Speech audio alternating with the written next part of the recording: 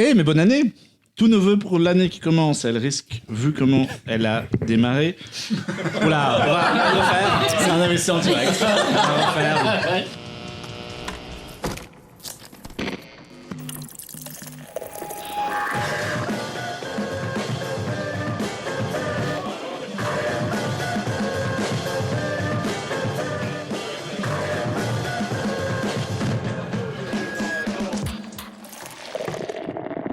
Mais bonne année, tous nos vœux pour l'année qui commence, elle risque de tanguer pas mal, on vous laisse le soin de vous accrocher au bastingage avec mes copains d'Happy Hour. On fera ce qu'on peut pendant les mois à venir pour vous apporter, ça commence bien, notre dose de pop culture et de bonne humeur habituelle. Comme c'est de tradition, on commence l'année avec une émission spéciale Galette des Rois où on fera le tour de nos coups de cœur de 2025 et on se projettera aussi dans le 2026 qui nous fait rêver. Pour faire une bonne galette, il faut des ingrédients de qualité. On a donc invité la crème de la crème, voire la frangipane de la frangipane. Autour de cette table, beaucoup de monde aujourd'hui. Océane, tu es rédactrice et podcasteuse. Les gens ont pu te lire notamment en 2025 sur CloneWeb et tu reviens quand tu veux. Oui, et c'est pas fini, j'ai beaucoup de critiques à te donner encore. Mais c'est prévu, ça. Il faut qu'on se parle. C'est terrible, l'impression que c'est des devoirs, tu sais. Et les gens peuvent aussi, par exemple, t'écouter au micro des copains de First Print qu'on salue. Oui, ça arrive. Julie, tu es journaliste et youtubeuse. Tu as récemment sorti une vidéo sur la cartoonerie.com. Ouais, c'est ça, exactement. Un site qui parlera aux cool kids des années 2000, c'est-à-dire pas moi, parce que j'ai pas du tout les refs. Tout le monde peut la regarder. Sylvestre, tu es journaliste cinéma. Tu mets ta place au service de tout, ta plume au service de tous, un peu comme un chevalier errant de la critique. Ça c'est gentil, oui. Là, pour l'instant, résumé comme ça, on va dire que je suis entre deux opportunités. Voilà. Et enfin Thibaut, toi tu es chef de rubrique streaming cinéma sur lesnumériques.com et depuis peu audible sur Europe 1. Tout est vrai, tout est fait. Et enfin, une bonne galette ne serait pas complète sans ses fèves. Salut Alexandre, Jean-Victor et Mathieu. Salut. Bonne année. Et vous avez vu, il y a Mathieu au micro. Ah ouais, Salut, il est là. Bonne année. Ça, c'est vraiment la magie. Je vous ai C'est demandé notre tonton, tu sais, qui vient qu'une seule fois par an aux réunions de famille. Il vient que pour la galette.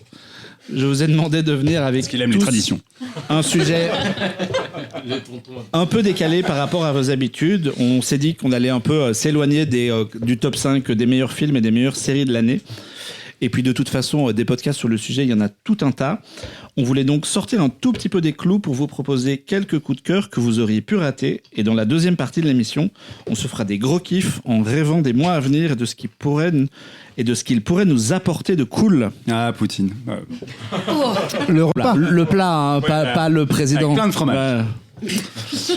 Mais on va quand même commencer par parler de cinéma. Puisqu'on enregistre cette émission le 12 janvier, il y a quelques heures se sont tenus les Golden Globes 2026. Le grand gagnant a été l'excellent Une bataille après l'autre qui est reparti avec un max de statuettes. Mais le prix du meilleur film étranger et du meilleur acteur sont revenus à l'agent secret. Ça tombe bien, Océane, tu voulais nous en parler. Oui. Donc moi j'avais vu l'agent secret lors d'une projection publique qu'ils avaient fait juste après le festival de Cannes. En fait à l'époque le film devait sortir en février et du coup ils ont avancé la sortie entre temps, mais du coup en fait je l'ai vu dans une salle comble à UGC Les Halles. Et je me disais que j'allais sûrement aimer le film parce que j'aimais bien un peu ce réal, j'aimais bien l'acteur. Parce que t'aimes bien les agents secrets. Exactement.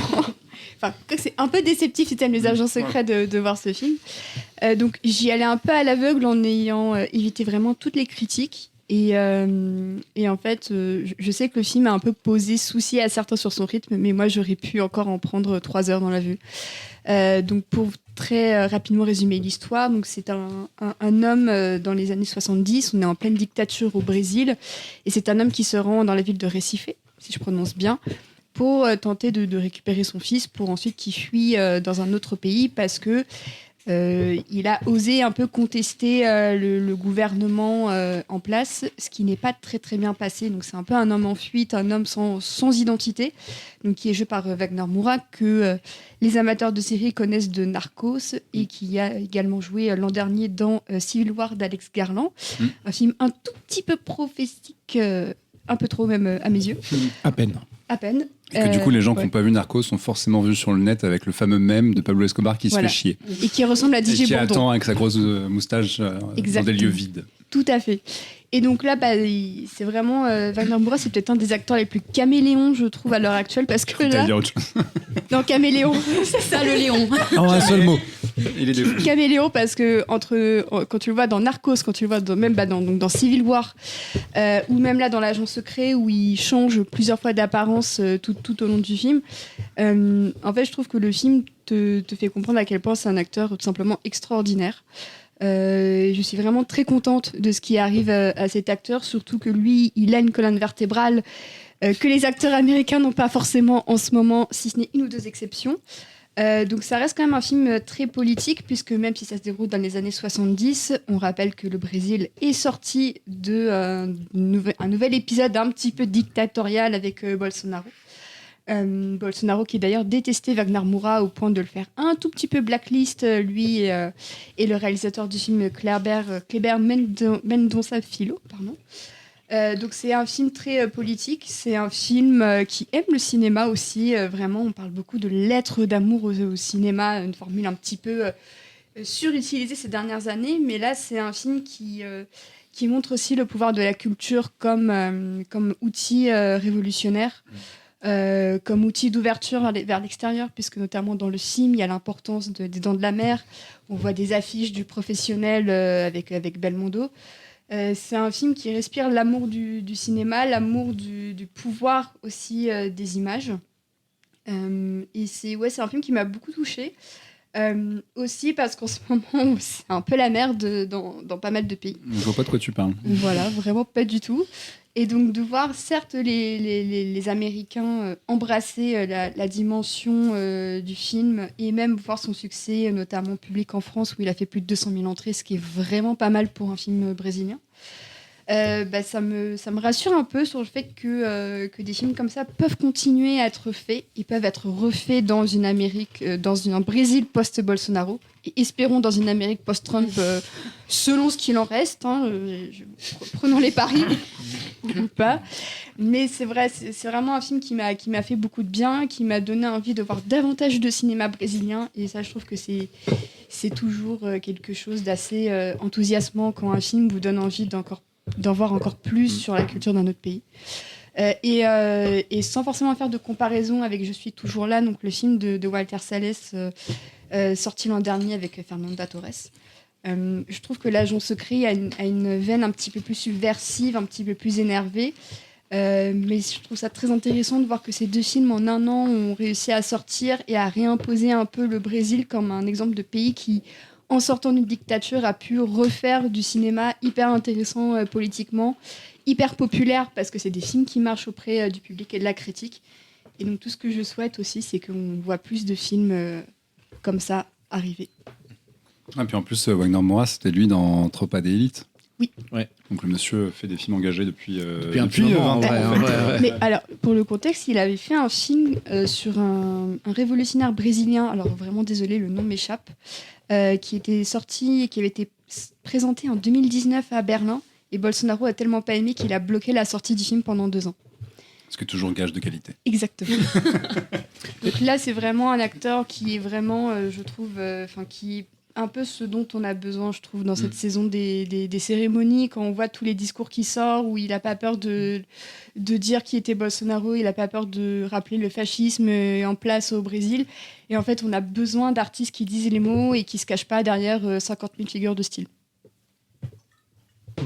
C'était pas dans ton top, toi, Sylvestre? Oui, le meilleur film de l'année, de loin, je l'ai vu 2 fois. Et comme, 2h40 quand même. Hein. Et voilà, comme tu disais, Océane, c'est vraiment le film qui pouvait... on pourrait y rester des heures, en fait, encore plus. On pourrait continuer à vivre dans cet univers, parce que aussi, c'est très connecté au présent, en plus, parce que le film, sans trop spoiler, il y a pas mal de flashbacks. Et, enfin, si vous ne l'avez pas vu, évidemment. Et ça raconte vraiment quelque chose sur le monde d'aujourd'hui, vraiment, comme tu le disais très bien. D'ailleurs, je ne vais pas en faire des tonnes parce que vraiment tout ce que tu as dit était très très juste et on ne peut pas le dire mieux.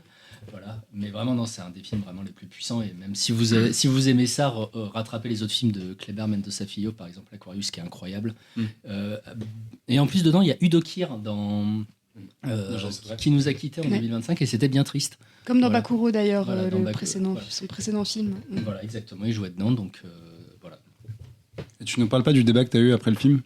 Quel débat? Sur quelle version de Wagner Moura était ta préférée? Ah, tu es trop renseigné en fait. Oh, wow. Et d'un pur point de vue physique, j'entends. C'est évidemment Oui, sans moustache, avec moustache, tout Voilà, ça. il y a quatre Wagner Moura dans le film différents. Il y a Wagner Moura barbu, Wagner Moura cheveux longs, petite barbe, grosse barbe, Wagner Moura imberbe, cheveux gris. Donc il y a plusieurs Wagner Moura pour le prix d'un. Et toi, tu préfères? Moi, celui du début. Ouais, pareil, avec la barbe. Celui de la station-service, oui, ouais. avec la barbe un peu en mode décontracté, laid back, genre je viens de conduire ma petite coccinelle. Avec son dans le t-shirt un Brésil peu des ouvert 70. aussi, voilà. Petite Le chemise. style à la brésilienne. Voilà, petite chemise ouverte, voilà, je pense que c'est mon préf, mais je respecte. Ça toutes les regarde opinions. toi, ouais. Happy Hour, un podcast politique, mais aussi esthétique.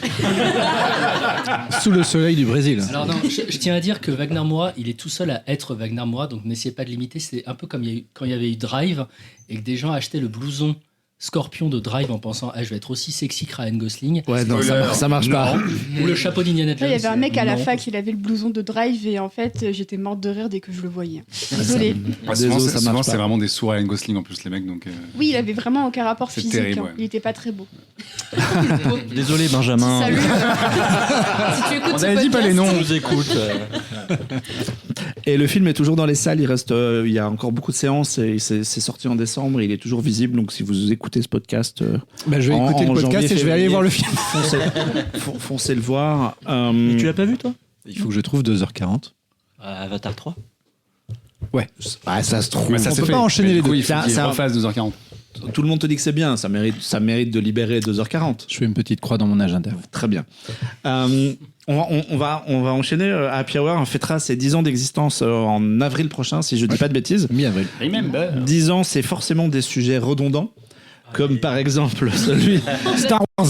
parce que là Alexandre va vous parler d'une série qu'on a déjà évoquée dans le numéro de janvier 2023. Exactement, pour le bilan de l'année 2022. Heureusement qu'on t'a demandé un pas de côté. Hein. Mais non, mais T'as même ça pas- va. Star C'est Wars. moi qui en ai You parlé. had one job, Alexandre. C'était pas moi lui qui en ai parlé. Pour sa défense, c'était pas lui. Mais d'ailleurs, j'ai réécouté. On avait enregistré au Dans le dernier bar, brouhaha avant du la fin dernier du bar, mois. ouais. C'était inaudible. Ah oui, Franchement, oui. inaudible ce podcast. Bref, nos ouais, excuses. j'ai gardé ce sujet bien au chaud parce que j'ai vu ça au tout début de l'année et je voulais vous parler d'une série documentaire qui m'a totalement scotché. Enfin, entre la série et le documentaire docu-fiction. Donc on en avait déjà parlé, comme disait Marc, dans la saison. On avait parlé de la saison 1 pour le bilan 2022, ça remonte un petit peu. Je voulais parler de The Rehearsal. Donc, The Rehearsal, avec un accent anglais. C'est une série créée par Nathan Fielder, qui est déjà à l'origine de la série pseudo-documentaire Night and For You, si vous l'avez vu. Et aussi le créateur de la série The Curse, dont on avait déjà parlé au podcast, que je n'ai pas vu, mais que Jean Victor disait que c'était un monument de cringe. Tout à fait. Et ben, Je sais pas qui a dit ça, mais je suis d'accord avec lui. The Rehearsal, c'est un monument de cringe. Allez. Donc c'est quoi exactement? C'est une série de documentaires dans laquelle donc Nathan Fielder décide d'aider les gens qui galèrent à avoir des discussions difficiles, à prendre des décisions importantes dans leur vie ou à affronter des événements de la vie. Donc pour ça, il va pousser un petit peu le bouchon, il va recréer en fait toute une partie de la vie de certaines personnes. Il va embaucher des acteurs pour jouer leurs proches, il va recréer des décors entiers, il va imaginer une espèce d'arborescence quasi infinie de réponses possibles, de réactions possibles, de scénarios alternatifs et à la discussion qui va se jouer. Donc la première saison est complètement folle. Le premier épisode explique très vite le concept.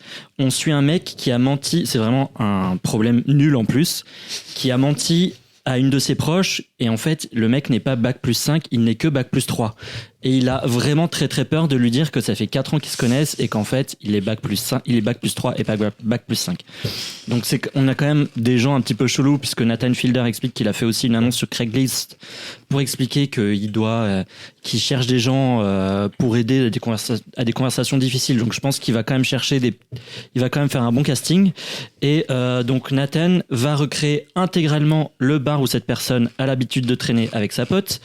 Le bar, il est donc reconstruit à l'identique. Il embauche des acteurs qui vont faire connaissance avec cette amie, qui vont un peu la stalker, puisqu'ils vont la suivre, l'observer, observer ses interactions, essayer de la comprendre et l'analyser un petit peu psychologiquement pour voir en fait comment est-ce qu'elle va réagir face à cette annonce dramatique.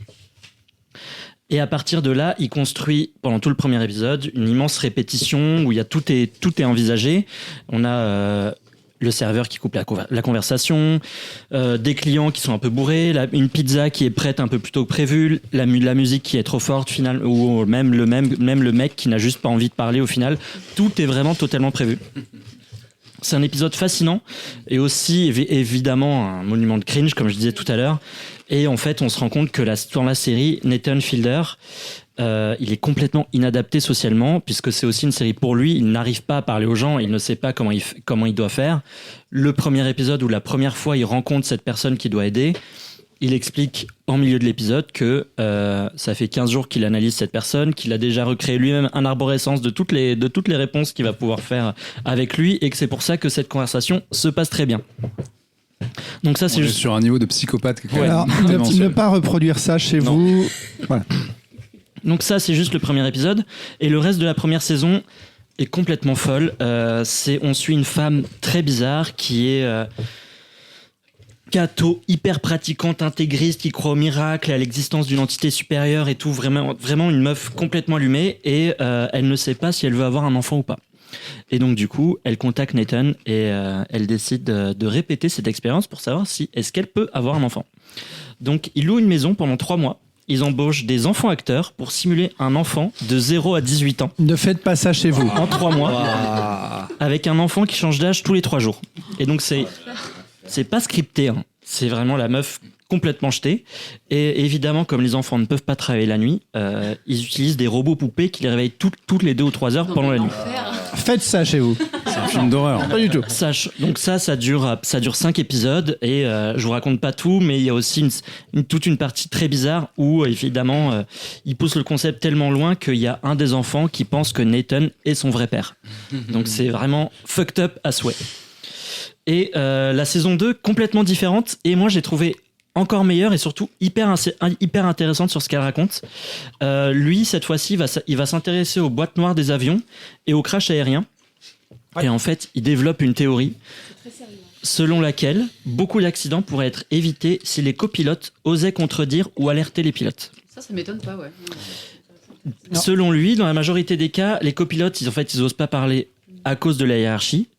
Et toute la saison est construite autour de cette idée, montrer que de meilleures relations sociales et une communication plus saine peuvent éviter des catastrophes aériennes, sachant qu'encore une fois, il pousse le concept. Le premier épisode commence dans un cockpit construit avec un simulateur de vol qu'il a construit lui-même, avec les équipes de HBO. Donc il s'entoure de pilotes, il recrée des situations, il va même jusqu'à inventer un faux concours de chant pour pilotes, Wings of Things, je crois, ou un truc comme ça, Wings of Melody, je sais plus quoi, et dans laquelle il va demander aux copilotes de juger et d'éliminer des candidats, donc pour émettre un avis négatif sur les candidats, pour qu'ensuite potentiellement les copilotes puissent émettre un avis négatif sur les pilotes. Et c'est trop d'infos, c'est terrible. C'est une série c'est une saison 2 qui est complètement hallucinante, très bizarre. On sait jamais s'il y a quand même une petite part de fiction, s'il y a une petite part de réel. Et il va même jusqu'à reconstruire un terminal d'aéroport. Voilà, où il embauche des acteurs, il construit un restaurant à l'intérieur. À vraie échelle. Ouais, à vraie échelle, ouais. avec les toilettes et tout, machin. Ah oui. Ouais. Un truc immense dans un hangar immense. Il a compris que ça a dû exister en vrai, qu'il n'était pas obligé de les recréer à chaque fois. Genre le bar, il va la nuit, quoi. Enfin... Et il inclut le bar pas très loin. Le bar de la saison 1 est toujours présent. Et donc en parallèle de ça, il développe une méthode de jeu d'acteur, la méthode Fielder, où les acteurs doivent en fait stalker la personne qu'ils incarnent pour s'imprégner de leur rôle. Et il va même plus loin là-dedans. C'est qu'il se dit, attends, mais qu'est-ce qu'il y a comme crash d'avion connu ? Non, pas le 11 septembre. Ah ben, il y a Sully, le crash de Sully sur l'Hudson. Ah ben, je vais décider de rejouer Sully de sa naissance jusqu'au crash. Donc on le voit pendant un épisode où il joue un petit bébé avec des couches, être élevé par des parents dans une maison des années 50 en suivant l'autobiographie de Sully jusqu'à ce crash pour essayer de comprendre en fait comment cet événement s'est produit et qu'est-ce qui s'est passé là dans la tête de Sully. Donc c'est hyper bizarre, c'est passionnant, c'est très drôle, très malaisant et pour moi c'est un génie du cringe, quoi. Mais il faut quand même s'accrocher et on se demande un peu ce qu'on voit. C'est quelle durée les épisodes ? C'est 6 épisodes, ça dure entre 30 et 45 minutes. Et c'est disponible sur HBO Max. Donc c'est vachement bien. J'arrive pas du tout à savoir si je dois regarder cette série ou C'est incroyable. C'est vraiment incroyable. Alors l'émission c'est Wings of Voice du coup. Wings of Voice. Wings of Voice et qui en plus à la fin couronne quelqu'un. Donc, Une vraie chanteuse. une vraie Qu'est-ce qui est faux ? Qu'est-ce qui est vrai en fait ? Mais moi je pense que beaucoup de choses sont vraies parce Je pense que qu'il y a beaucoup de choses vraies. en fait Fielder va jusque tenter de plaider sa cause au Congrès.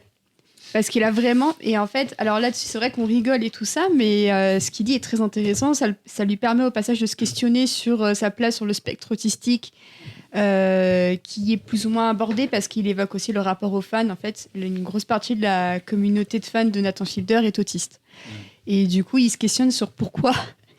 Et du coup, il s'attendait pas forcément au résultat, mais je trouve ça très touchant. Et ce qui est très intéressant, c'est que même après la série, il est passé sur CNN.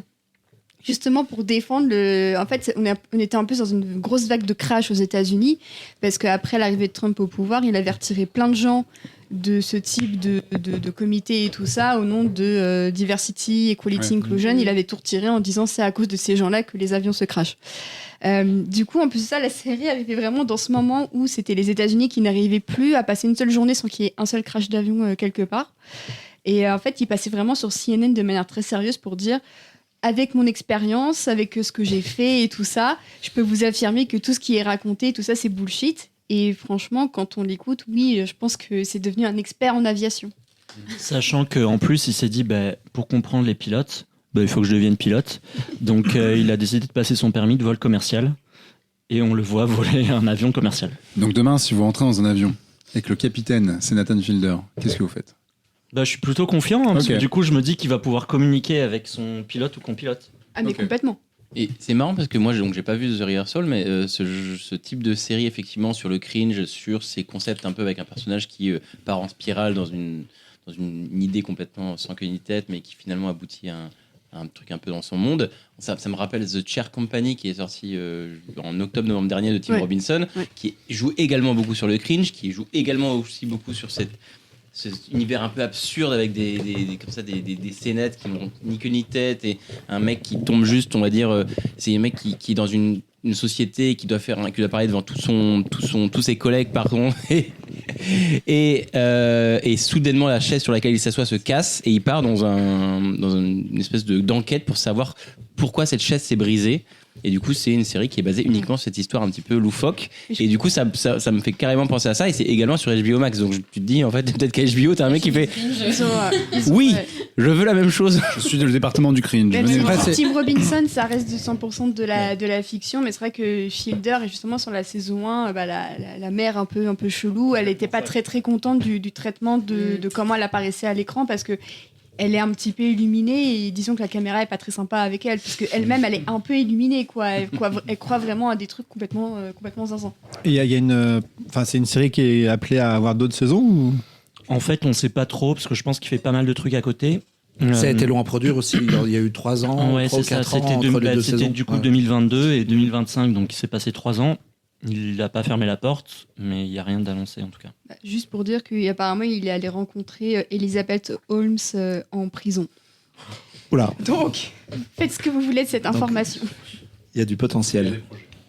Alors, on va enchaîner. Je sais pas du tout comment enchaîner avec ça, moi, du coup. Voilà le truc que vous m'avez vendu. Mais je vais quand même te passer la parole, Julie, parce que toi, tu voulais nous parler d'une consoeur youtubeuse. C'est ça, exactement, d'un documentaire pour le coup, mais pas en série, un épisode YouTube.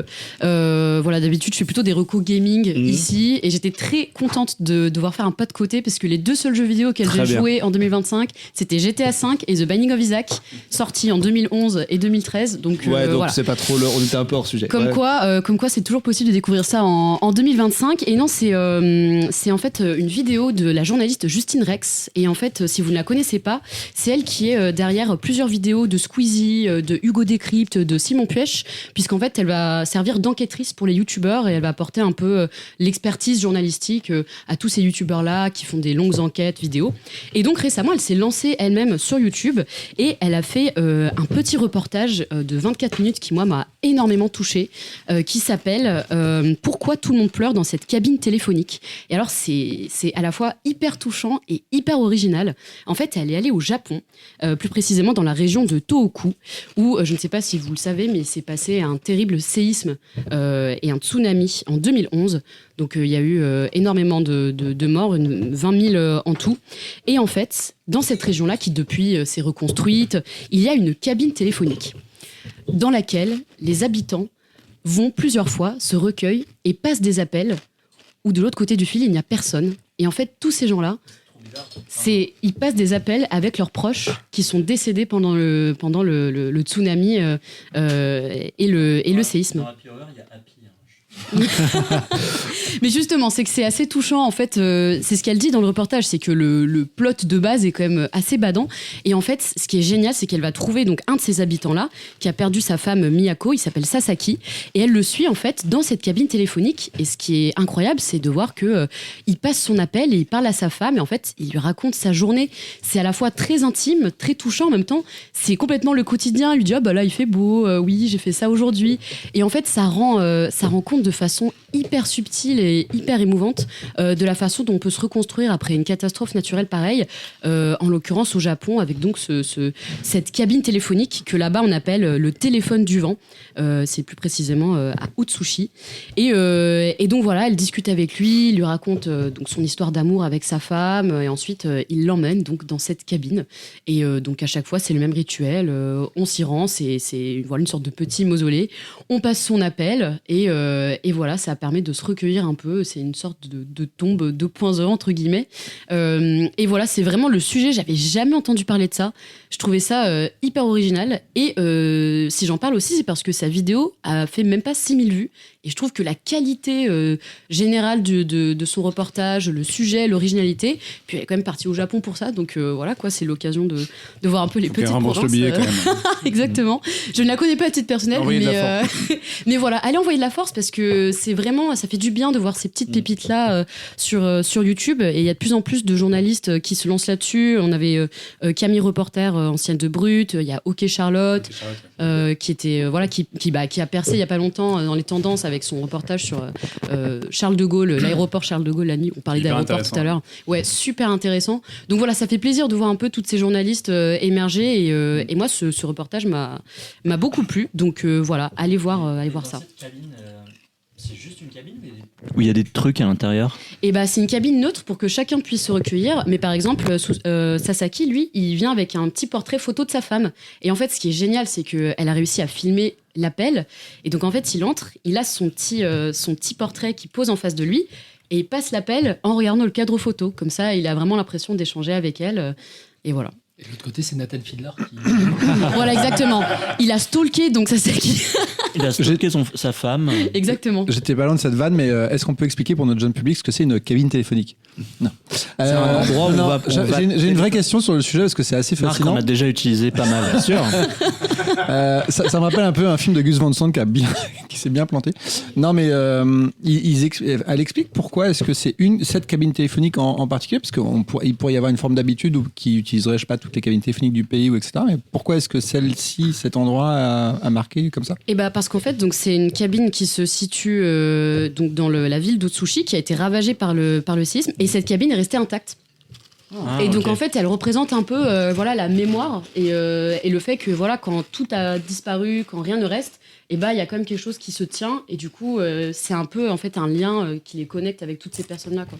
C'est un peu un point qui les lie. Donc on imagine qu'au Japon, comme partout, des cabines téléphoniques, il y en a quasiment plus. Donc chaque fois qu'une cabine quelque part, ça devient autre chose. C'est symbolique, c'est ça. Ouais, exactement. Et on mettra le lien dans la description pour lui donner de la force et aller voir ce truc-là. Moi, j'ai commencé à regarder le début et vraiment, ça m'a touché, ce vieux monsieur. En plus, la cabine est dans un endroit un peu bucolique avec des hautes herbes et tout. C'est très mignon. Ça participe complètement au sujet. Et on mettra le lien pour que vous puissiez aller la voir. Et c'est moi qui vais garder la parole pour le sujet d'après. Je vais vous raconter un petit peu ma life. Comme tous les mois. Mais non, c'est à ça que ça Marc, il est roasté là. Star Wars.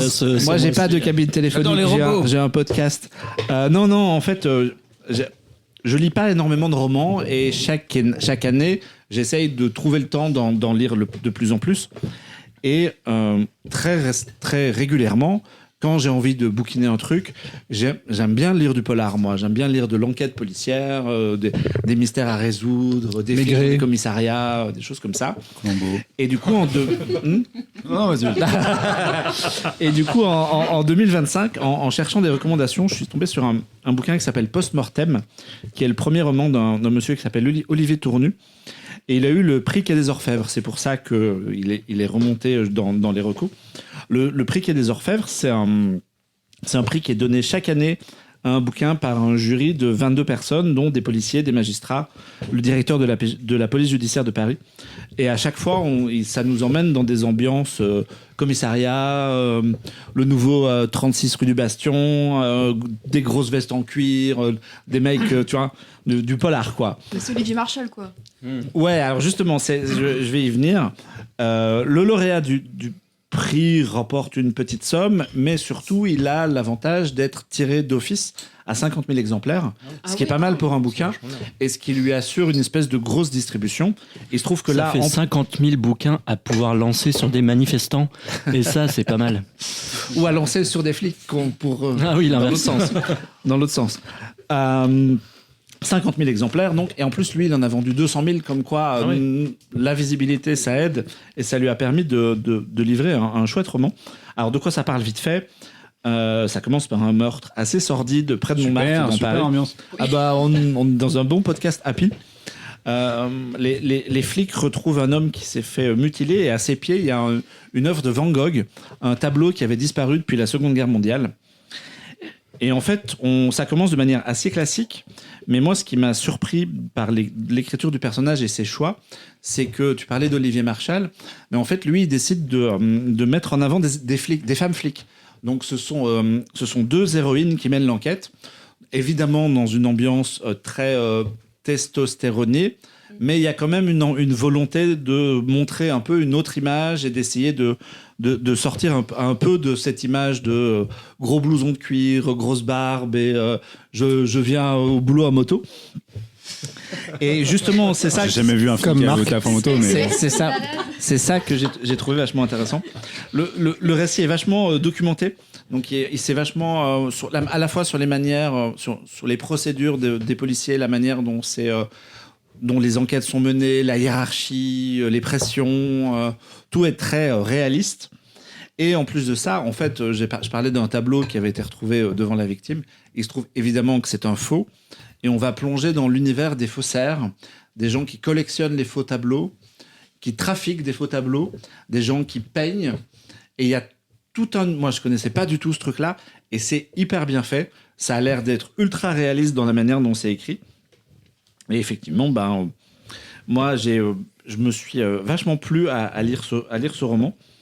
D'autant que ça cochait un peu toutes les cases de ce que j'avais envie de lire. Il y avait de la bonne enquête policière, des blousons en cuir. Ça virait un petit peu au complot gouvernemental dans la seconde partie. Un ripou ou une taupe chez les flics? Il y a des choses un peu c'est un petit peu long à se mettre en place, mais dans la deuxième partie, ça va un peu vers.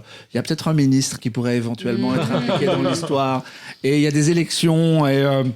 Une assemblée nationale qui est un peu en porte-à-faux. Enfin, ça vous rappellera peut-être le sujet. Je sais pas qui c'est. D'ailleurs, Olivier Gourmet dans l'adaptation. Et j'ai une question sur le tableau de Van Gogh. Ouais. Est-ce que c'est un vrai tableau qui a été vraiment volé? T'as regardé? Alors, le tableau, effectivement, a été réellement volé.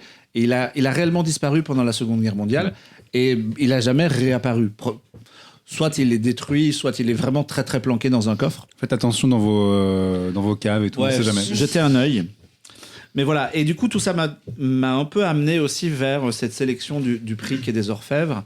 J'en ai profité pour commencer celui d'après, puisque les prix littéraires, ça tombe en novembre. Donc le prix 2026 a déjà été attribué à un autre roman qui s'appelle Brûler tout, et qui est écrit par un monsieur qui s'appelle Christophe Molny.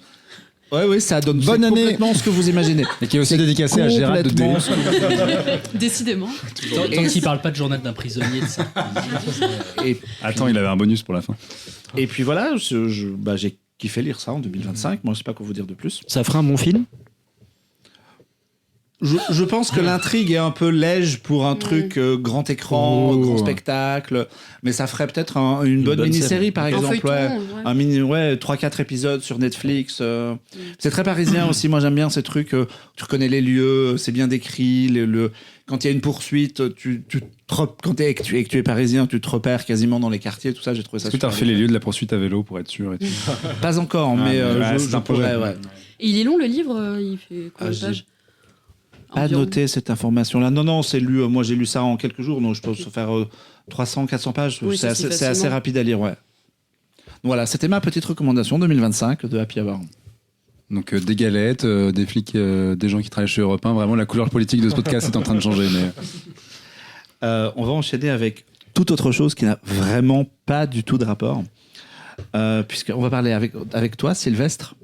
Parce que ça va commencer aussi pas joyeux du tout. Alors, on va parler de fantômes. Ouais, voilà. Alors c'est marrant parce que tu es un petit peu le parrain de cette émission. Tu étais là au numéro 0. Carrément le parrain. Effectivement. Tu es toujours là au numéro 102.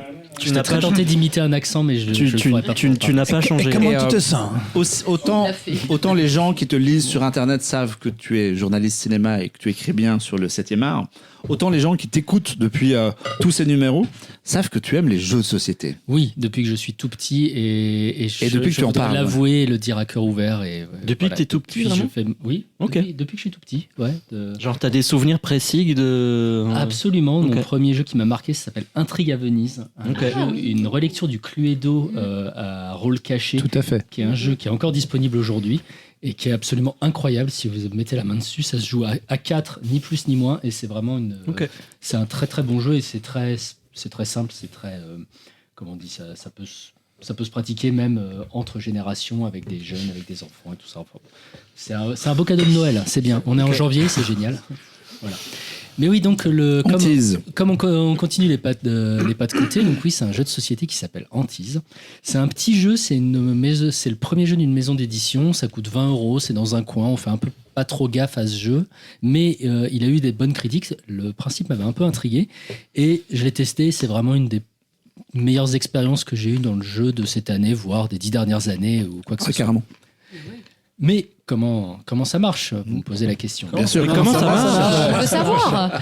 Alors, on joue des médiums et on doit exorciser un lieu qui est possédé par un fantôme.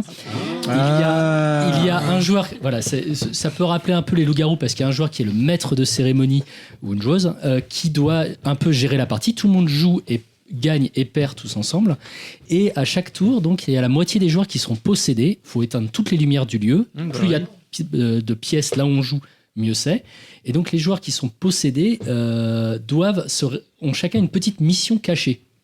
Ils regardent leur mission et ils se répartissent dans tout l'appartement. C'est encore mieux si vous avez un jardin et que vous pouvez jouer dehors la nuit. Parce qu'on éteint non seulement toutes les lumières, mais on ne peut pas jouer avec les lampes torches des téléphones portables, on doit jouer avec la lumière de l'écran du téléphone. Et ça aussi, ça change tout, parce qu'une fois que les possédés se sont répartis dans toute la maison, le reste des joueurs doivent partir à leur recherche et les libérer de leur possession. Donc si t'habites dans un studio, bof quoi. Ouais, ça peut y aller, ça parce peut, que tu peux aller dans la salle de bain, donc oui, ou quoi que ce soit. Et donc on se retrouve, concrètement comment ça marche, on se retrouve à explorer un lieu qu'on connaît mais qui est complètement plongé dans le noir, à s'éclairer avec son écran, et on voit d'un coup dans un coin, on voit quelqu'un qu'on connaît qui est en train de réciter une comptine en vous regardant dans les yeux. C'est terrifiant. C'est terrifiant. C'est samedi comme les autres, quoi. Voilà, c'est ça. Et si vous n'arrivez pas à résoudre l'énigme qu'il vous propose, comment le libérer de sa possession, il vous contamine et vous le faites la même chose que lui. Donc potentiellement, vous vous retrouvez à chercher d'autres personnes et vous voyez 3 personnes que vous avez envoyées dans un coin qui vous regardent en train de chanter une comptine. Et là, vous dites, qu'est-ce que je fais? Voilà, c'est... Et c'est du jeu de rôle en fait, presque. Mais c'est très très simple, vraiment. Une partie, ça dure 15 minutes. Et j'y ai joué, et là, c'est, je pense, mon meilleur argument de vente, avec notamment une amie qui déteste les films d'horreur. Vraiment, elle déteste les jumpscares et tout ça. Et je lui ai dit, tiens, j'ai ce jeu qui a l'air rigolo. Est-ce que ça va te plaire? Mais je préfère te demander ton avis, j'ai pas envie de te forcer. Elle a dit, ouais, on va voir. Et elle a passé un moment extraordinaire. Voilà. Donc il faudra juste un jour qu'on la sorte du puits. Mais bon, on ne l'a pas revu depuis. Ça c'est un petit détail. Donc voilà, donc si vous cherchez... Bon, c'est pas du tout un jeu qui va vous... Si vous jouez dans l'optique... d'être un grand stratège ou d'être un grand négociateur ou de faire des calculs ou de vous entraîner au championnat du monde d'échecs, de planifier la résistance de l'Ukraine, tout ça. C'est pas un jeu pour vous, c'est vraiment un jeu. Faut un peu lâcher prise parce que c'est voilà, faut vraiment jouer le jeu au sens pur. Si vous cherchez une alternative au loup-garou qu'on voit un peu, qui est un très bon jeu, il n'y a pas de souci. Mais on peut le dire, il commence à nous faire chier. On le voit Loup-garou, trop, quand même. c'est bon là. voilà, on a compris. c'est une petite boîte qui coûte 20 balles et elle est, en plus, il y a un truc génial, elle est phosphorescente. Ouais, c'est Oh. ça, la lumière, les jetons brillent. Et les gens, parce que donc faut jouer dans le noir complet, et donc on voit le truc phosphorescent, et les gens font wow, voilà, c'est un petit gimmick, mais voilà, donc ça peut aussi ne pas fonctionner mieux vaut bien vérifier avec qui vous y jouez. Ça se joue avec une dizaine de personnes, c'est le mieux. Ah, oui, vraiment, d'accord. Tu peux pas jouer à 2 chez toi. Non, oui, faire- C'est 6 minimum, c'est ça c'est ce que 6 à 12. bah il y a voilà, écrit, mais ouais. là par exemple, on est combien là autour de 8. On est 8. Bah là, on pourrait Ils pourraient tous chanter. Allez, c'est parti. Allez, à l'année prochaine. C'est la fin de ce podcast. Et on va manger la galette. Mais du coup, il te faut quand même des lieux physiques ou globalement tu peux te mettre autour d'une table et ça fonctionne quand même. Non, il faut un appart avec plusieurs pièces. Ok. C'est mieux. Donc à c'est Paris, mieux c'est pas dans possible. Quoi. Voilà, mais quand vous êtes en vacances, quand vous êtes dans une maison de campagne, et il y a des cartes différentes, il y a des missions différentes. Si on joue à l'extérieur, par exemple, il y a des trucs, des cartes qui impliquent le contact physique, donc on peut enlever si les gens n'aiment pas le contact physique. Donc par exemple, il y a des trucs nous on n'a pas testé à l'extérieur, mais il y a des trucs où on doit faire le tour d'un arbre en récitant des choses. Voilà, c'est ça. Donc voilà, donc ça a l'air. Tu vas agresser des gens dans le métro. Voilà. C'est donc à ça qu'il jouait depuis le début. Donc voilà, donc c'est un peu le jeu que je conseille cette année, c'est vraiment c'est Antise. Voilà. Très bien. Et comme tu disais, 18 balles, donc il y a moyen de se faire plaisir pour. Ouais, si vous Enfin, partez en se week-end faire avec les peur copains. plutôt, ouais, voilà. Mathieu, je vais te passer la parole pour un tout autre sujet. Alors, je ne sais pas si vous vous rappelez de 2021. 2021, c'était un peu la fin du Covid. On portait des masques pour marcher dans la rue et ce genre de trucs. Et en 2021, C'était il y a 5 ans. les membres d'ABBA ont annoncé leur retour, ont teasé un truc sur Internet. Et moi, j'y ai cru, je me suis dit, ABBA va revenir, ça va être trop bien. Ils vont ressortir un album. Ils les ont sortis. On va aller les Ils toucher. sont revenus. On va aller les toucher dans des salles de concert. Et pas du C'est vrai que tu touches souvent les artistes que tu vas voir en concert, toi. Et pas du tout. Là, ils lancent un truc. Ils ont lancé un truc qui s'appelle ABBA Voyage. Et Ah vas-y, ouais explique. Tu m'as cassé mon intro. Moi, j'allais dire, je reprends le contrôle de ce podcast. On va être dans la bonne humeur, on va être dans la joie, on va être dans la musique. Et donc, je vais vous parler d'Avatar. Et non, Jean-Victor, pas de ce film des Schtroumpfs fluo dans l'espace de James Cameron. Bah, Ça qu'est-ce tire à balles On réelles. rigole. qu'est-ce que j'ai fait pour mériter Aïe, ça aïe, aïe. Il fallait bien parler un peu de l'actualité quand même, gratos. du Mais cinéma. tu vas parler plutôt d'un groupe qui a 60 ans, c'est ça? Je vais vous De parler. carrière, pas de- Je vais vous parler. Attention, Alors, attention, le jeu de. Alors, vas-y, Alexandre. Point actu quand même, c'est l'hymne de la Starac de cette année. Voulez-vous Voulez-vous Et donc, cette introduction est totalement désynchronisée. Je vais vous parler de Avatar. Ah oui, excellent. Ce n'est pas, non, non, ce n'est pas de moi, c'est l'appellation, enfin, c'est le surnom un peu officiel des fans. Alors, je vais essayer de remettre quand même un peu à niveau. Qui est fan d'ABBA? Et soyez honnêtes, ne soyez pas des boomers. Qui est fan Tout le d'ABBA? monde aime ABBA. Globalement, tout le monde aime bien ABBA. Voilà. Fan, non, mais on est. Soirée karaoké là-bas, on adore. Évidemment. Voilà. Donc c'est un peu la réussite de ce que je vais vous raconter. Mais du coup, moi qui m'intéresse à tout ce qui est immersif, comme vous le savez, je me suis rendu à Londres pour tester quelques trucs. Et donc c'est un spectacle qui est en. Ils ont construit un bâtiment pour ça, le ABBA Arena, qui donc 10 fois par semaine accueille ce spectacle sur scène où les membres d'ABBA ont été scannés pour être transformés en avatars. Et donc ils ont enregistré tout un spectacle physiquement. C'est-à-dire qu'ils ont été faire de la motion capture dans un studio, danser, chanter autour effectivement de la sortie d'un album dédié à ça, qui est une espèce de toute leur reprise de tous leurs morceaux phénoménaux. Et donc ils se sont scannés, enregistrés pour incarner ce spectacle. Et donc ça fait 3 ans déjà, et il est encore prévu jusqu'en 2027 a priori minimum, où on a entre 2000 et 3000 personnes à chaque séance. Donc ça fait chaque semaine plus de 20 000 personnes quand même qui viennent. Fort heureusement, je vous rassure, le spectacle, il y a un groupe de musique live sur scène, il y a des choristes live sur scène qui font eux-mêmes, il y a 1 ou 2 morceaux, c'est les choristes qui chantent. Donc il n'y a pas personne sur scène, mais il y a l'incarnation sous forme d'avatar des 4 Suédois qui sont toujours vivants. Ça, c'est une information. Moi, je suis pas non plus très fan du groupe, mais du coup, ils viennent de temps en temps voir ce qui se passe. Et c'est vrai qu'il y a une vraie communauté de fans. Alors, en ils ont quand même autorisé leur image à être utilisée, puis ils sont partie prenante, donc je pense qu'ils récupèrent un peu des pépettes à chaque spectacle. Ils ont tout organisé, et surtout, comme ils ont construit le lieu, ce qui est absolument extraordinaire pour ce spectacle, il y a un set de lumière, c'est un son et lumière, mais indoor. Et quand les centaines de spots qui sont au plafond commencent à s'allumer et que le spectacle démarre et que eux, plus comme c'est chorégraphié, scénarisé pour intégrer aussi cette notion d'avatar, donc les avatars d'Abba prennent la parole pour dire on n'est pas vraiment là, mais bon, quand même, on va chanter, on va danser. Comme les chansons sont très cool, ça passe très bien. Et tout ça fait de Abba Voyage une vraie réussite, un vrai spectacle à part entière qui intègre la technologie, mais aussi toutes les chansons d'Abba. La question, alors j'étais avec il n'y a aucun moment où tu te dis je suis quand même face à 4 trucs, 3 alors, qui voilà. n'existent pas. Après voilà, il y a un côté un peu cringe aussi de dire ouais ok, mais en fait là on est en train d'applaudir personne. D'accord. Bon, il y a quand même le groupe et tout ça, donc qui sont. Ça doit être un sacré challenge pour les musiciens d'être bien synchro sur le truc parce que c'est préenregistré quand même. Enfin, les avatars. Et donc, Bon, du coup, il y a une invention qui s'appelle le métronome et ils ont ça dans l'oreille. Oui, non, mais pour les musiciens qui font ça 10 fois par semaine, ça doit être un petit challenge quand même. Donc tout ça est assez stupéfiant. La musique aidant, c'est quand même une bonne dose de cool, de bonne humeur que je ne néglige pas, et je vous recommande chaudement ce spectacle, en sachant que, juste pour conclure, je ne sais pas si tout le monde pourrait faire ça. Est-ce qu'on pourrait imaginer un Johnny en France sur ça, qui a peut-être un Springsteen un jour ou un truc, mais alors si je peux me permettre, récemment il y avait eu au Palais des Congrès, ils avaient reconstitué en hologramme Claude François, Dalida et Jodassin, et ils osaient mettre sur l'affiche réalité ou illusion. Alors c'était 3 stars qui étaient mortes par exemple. Ils disaient waouh. Elvis, on ne sait pas si Elvis. Ça me faisait penser à Hatsune Miku, qui est une énorme rosta au Japon, qui est du coup un personnage animé, qui est un avatar littéralement, et qui fait des concerts avec des milliers de personnes au Japon. Voilà. Ouais, mais je pense que quand la communauté de fans est assez puissante et quand la musique est assez puissante aussi, ça marche assez bien. C'est connu dans le monde entier, donc ils peuvent se permettre de faire une salle exprès. Quoi. Je vais être très honnête avec notre audimat, mais j'étais parmi les plus jeunes de la salle quand même. Mais il y avait un public conquis. En fait, c'est aussi ça. C'est que moi, ce que j'ai entendu dire, c'est que l'ambiance était folle. C'est vraiment les gens pètent un câble parce qu'évidemment, c'est que des tubes et que la soirée est cool. Quoi. Je pense que même moi, je suis pas ultra fan du groupe, mais ça dure combien de temps ? Ça dure 90 minutes. Ouais, quand même. Après, c'est à l'anglaise. Dehors, il y a des stands pour manger, il y a du merchandising, etc. Ça coûte combien la place ? Alors moi, j'ai noté, ça commence à 88 €, ça va jusqu'à 210. Et pour voir des écrans. Le dance floor, la fosse donc, est à 115 balles. Ah, moi j'ai c'est le prix d'un concert avec des vrais gens. En fait. Il y a quasiment.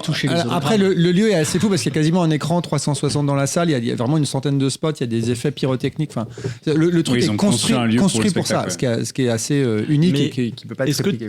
Je vais dire, t'y crois, oui et non, mais est-ce que les hologrammes ont une présence en fait? Est-ce que tu vois que c'est... J'étais un peu sur le côté, mais je pense que quand tu es assis vraiment en face, je pense que ça peut être vraiment. Parce que je crois le mot que Gorillaz avait fait un truc comme ça, non Gorillaz, nous on l'avait. C'est les personnages animés, donc. Il rajoutait les personnages animés. Nous on l'avait vu au Zénith de Paris, Jean-Victor, je crois. Gorillaz, il rajoutait les personnages par-dessus les gens qui jouaient sur scène. Quoi. Oui, t'avais un écran derrière, mais par contre, non, ils ont fait des concerts où c'était des écrans devant et où ils faisaient semblant que c'était les personnages. Ah bah Voyage, je vous spoil un micro truc, mais du coup, ils rajoutent des séquences avec du film d'animation. Enfin, c'est quand même très réalisé, très scénographié, très scénarisé, très scénographié. Ce qui fait que globalement, quand même, il y a de quoi. Enfin, le prix du billet est à la hauteur des music halls de Londres, etc. Mais on a de quoi manger par rapport au prix de ce qu'on achète, quoi. Mais t'as kiffé? J'ai kiffé, je suis tout à fait là-dessus. Est-ce que t'as bougé ton boule sur Waterloo? J'ai pas moi-même beaucoup dansé, mais mes voisins de salle dansaient beaucoup et je dois être honnête, la réussite est aussi beaucoup sur le line-up musical et la question que je me posais en sortant au-delà du cringe effectivement de se demander si ce type de spectacle peut voyager beaucoup, c'est est-ce qu'il y a beaucoup d'artistes qui pourraient à la limite. Pareil, je suis pas fan, mais il faudrait un truc du calibre de Céline Dion. En vrai, Claude François, ça peut marcher. Hein. Oui, mais il faudrait attirer les touristes aussi. Donc voilà, mais je vous donne un peu de bonne humeur. Écoutez un peu plus Abba en 2026 et peut-être que le monde sera meilleur. Pour le coup, ça nous fera sans doute un peu de bien d'écouter. Il reste 3 épisodes de la Starac, donc vous pouvez y aller. Toi, tu regardes la Starac? Oui, absolument. Il est fan. J'avais une transition, mais j'ose pas, elle est un peu naze. Vas-y. J'avais noté Comme ils disent dans la chanson, donne-moi un jeu vidéo après minuit. Pour pouvoir parler. Et bonne année. Allez, branché. On a peut-être pas dû la faire cette transition. Je la raye sur ma tablette, c'est terminé.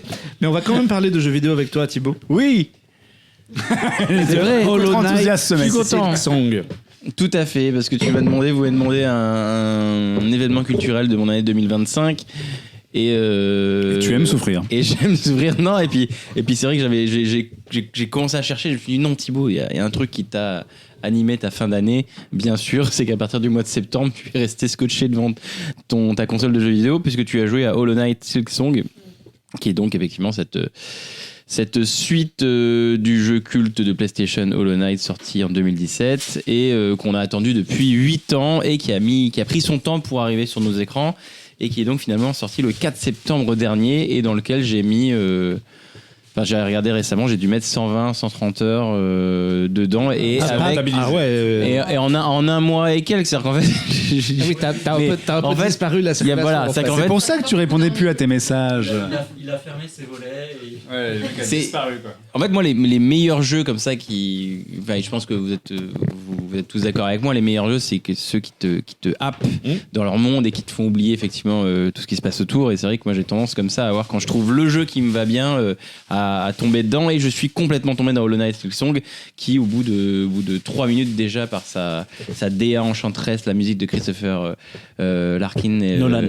Non, pas Christopher Nolan. Christopher Larkin. Et puis bref, juste ce monde complètement fou te happe et te prend. Alors comme tu l'as dit, c'est un jeu qui est un petit peu compliqué, un petit peu dur, notamment parce que effectivement, dès le début du jeu, tu te fais tabasser par des mobs et il y a des petits trucs de gameplay qui sont pas faciles à prendre en main. Et donc pour ceux qui voient pas, c'est de la plateforme 2D. C'est de la plateforme 2D. Tu vas droite à gauche sur l'écran. Tout à fait, voilà. Il y a cet aspect effectivement un petit peu dessiné. On incarne Hornet, qui est un petit personnage mi-araignée, mi-insecte, qui comme ça tombe dans les ruines d'un monde qui a connu des heures glorieuses auparavant, mais qui finalement aujourd'hui est complètement Qui s'appelle Oriol l'Amérique. en ruine, tout à fait. Et en fait, on parcourt ce monde-là et on va de biome en biome, un biome désertique, un de la forêt, un des ruines, d'une citadelle complètement passée une citadelle tombée en ruine.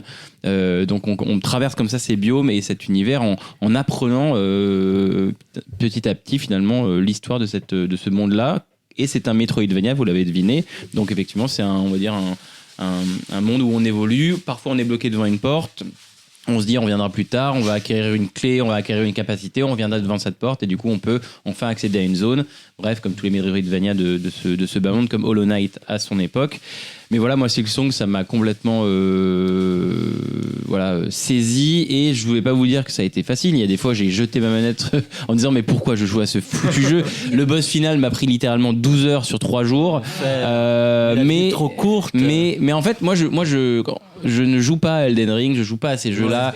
Je joue pas à ça. Donc en fait, je peux admettre ce genre de souffrance sur des jeux qui ont autre chose à proposer et là le fait d'avoir une DA de ouf, d'avoir une musique qui est complètement dingue, le fait aussi d'avoir eu un Hollow Knight moi que j'ai fini pareil à 110%, etc. Donc c'était vraiment un monde dans lequel j'avais hâte de revenir et là voilà, j'ai passé un mois dessus et à la fin j'étais à 100% et j'étais là genre il y a pas des trucs en plus à faire, on peut pas rester. Les mecs sur Reddit en disant non, il y a plus rien à faire, faut partir monsieur. Non, j'ai envie de faire de l'émission. Le mec est en train d'éteindre la lumière, non monsieur, il faut partir. Il faut je peux pas rester. Donc voilà, donc là j'attends juste le DLC qui va arriver sans doute dans l'année et ce sera formidable, mais c'est tellement voilà, moi des jeux qui mettent autant de temps à arriver, c'est pas si grave que ça, surtout quand ils sont aussi réussis.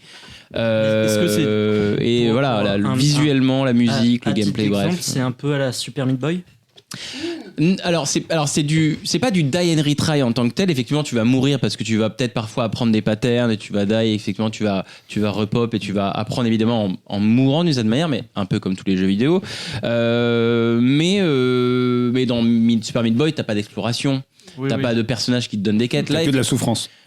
Voilà, exactement. Là, c'est vraiment Super Meat Boy, c'est vraiment le cœur du concept, c'est que tu meurs en boucle. Là, Silksong, il y a par rapport à Hollow Knight qui était donc sorti en 2017, qui avait été un succès et qui est un jeu formidable, ils ont gonflé le principe de Hollow Knight en apportant toute une idée de blason qui te permet effectivement de changer de type de gameplay, un type de gameplay plus agressif, un type plus défensif, un type plus sur les outils, parce que maintenant tu as des outils qui sont des choses que tu peux effectivement utiliser pour t'aider à combattre, ou t'aider à chercher des choses, ou t'aider à grimper sur des murs. Donc t'as vraiment ils ont vraiment gonflé leur jeu, c'est pas juste une suite un petit peu gratos comme ça. Et surtout, effectivement, t'as une galerie de boss qui sont généreux, tristes. Moi, je me suis retrouvé à chier devant des boss en disant mais à un moment donné, Pourquoi je te tape? Alors, je vais pas spoiler énormément de choses, mais à un moment donné, t'as un boss où c'est 2 automates qui dansent ensemble de manière synchronisée, et quand t'en tues un, celui qui reste, il danse tout seul, un peu de manière désaccordée, et tu le regardes et t'es là genre j'ai tué son pote et c'est triste, et voilà, bref. Et bref, c'est assez formidable. Effectivement, c'est un jeu qui se mérite un petit peu. C'est un jeu qui est pas tout le temps sympa avec toi-même, avec les joueurs, pardon. Mais quel bonheur ça a été, et j'adore comme ça me faire emporter dans des jeux, et Silksong ça a été le cas, et vivement les DLC. Et ouais, vous ne voyez pas parce que c'est un podcast, mais il a un harnais en cuir et un bâillon autour de la bouche. Voilà. Et toi, tu y as joué, Julie, ou Ouais, pas? ce que j'allais demander. Pas à Silksong, puisque tu n'as joué qu'à 2 jeux cette année. Voilà, exactement. Moi, j'étais celui d'avant. duo maniaque. Non, j'ai jamais joué au premier, mais c'est vrai que c'est un Metroidvania qui me donne envie. Après, moi, je suis déjà restée sur Elden Ring, donc en termes de... j'ai déjà Elden Ring à finir, mais... T'es pas obligé. Hein. Non, mais j'ai arrêté parce que je pense qu'il y a un niveau de nerfs où c'est pas possible, et ça, ça doit être un point commun avec Hollow Knight. Mais je me demandais justement, est-ce qu'il est plus dur que le premier opus, du coup, Silksong? Ouais, en fait, Silksong est vraiment... C'est comme s'ils avaient pris Hollow Knight en disant ok, tous ceux qui vont jouer à Silksong ont joué à Hollow Knight, donc ils savent... Alors, il y aura quand même un tutoriel, il y aura quand même effectivement une petite mise en bouche, véritablement, mais tu sens que c'est quand même légèrement plus dur parce que ça vient gonfler tout le gameplay, et donc ça rajoute quand même plein de nuances que tu n'avais pas dans le premier jeu.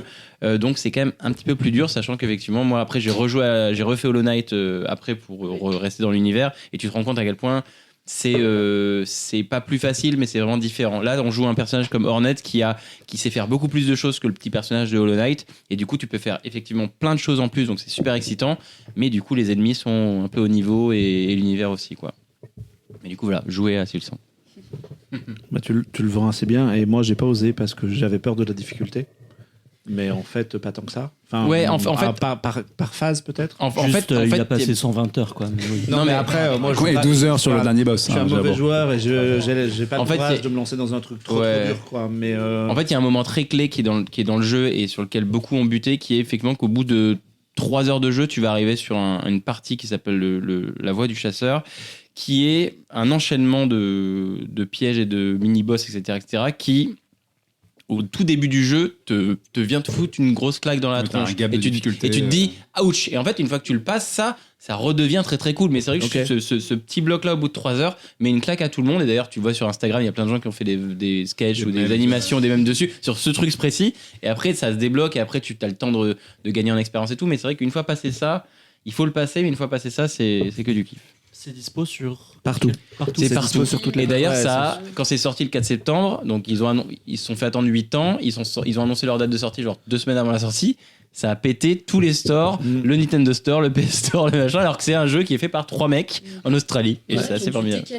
Mais absolument, tout à fait. Ouais. Ouais, c'est ça.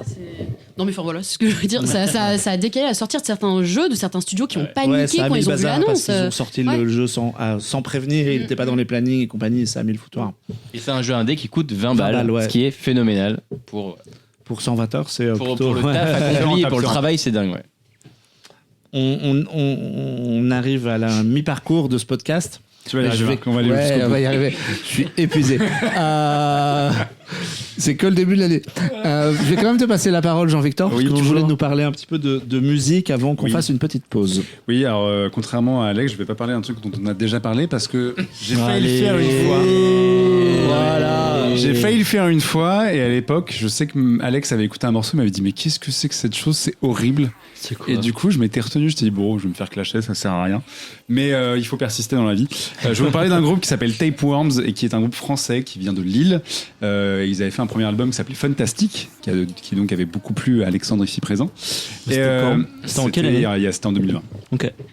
Aucun souvenir. Aucun souvenir.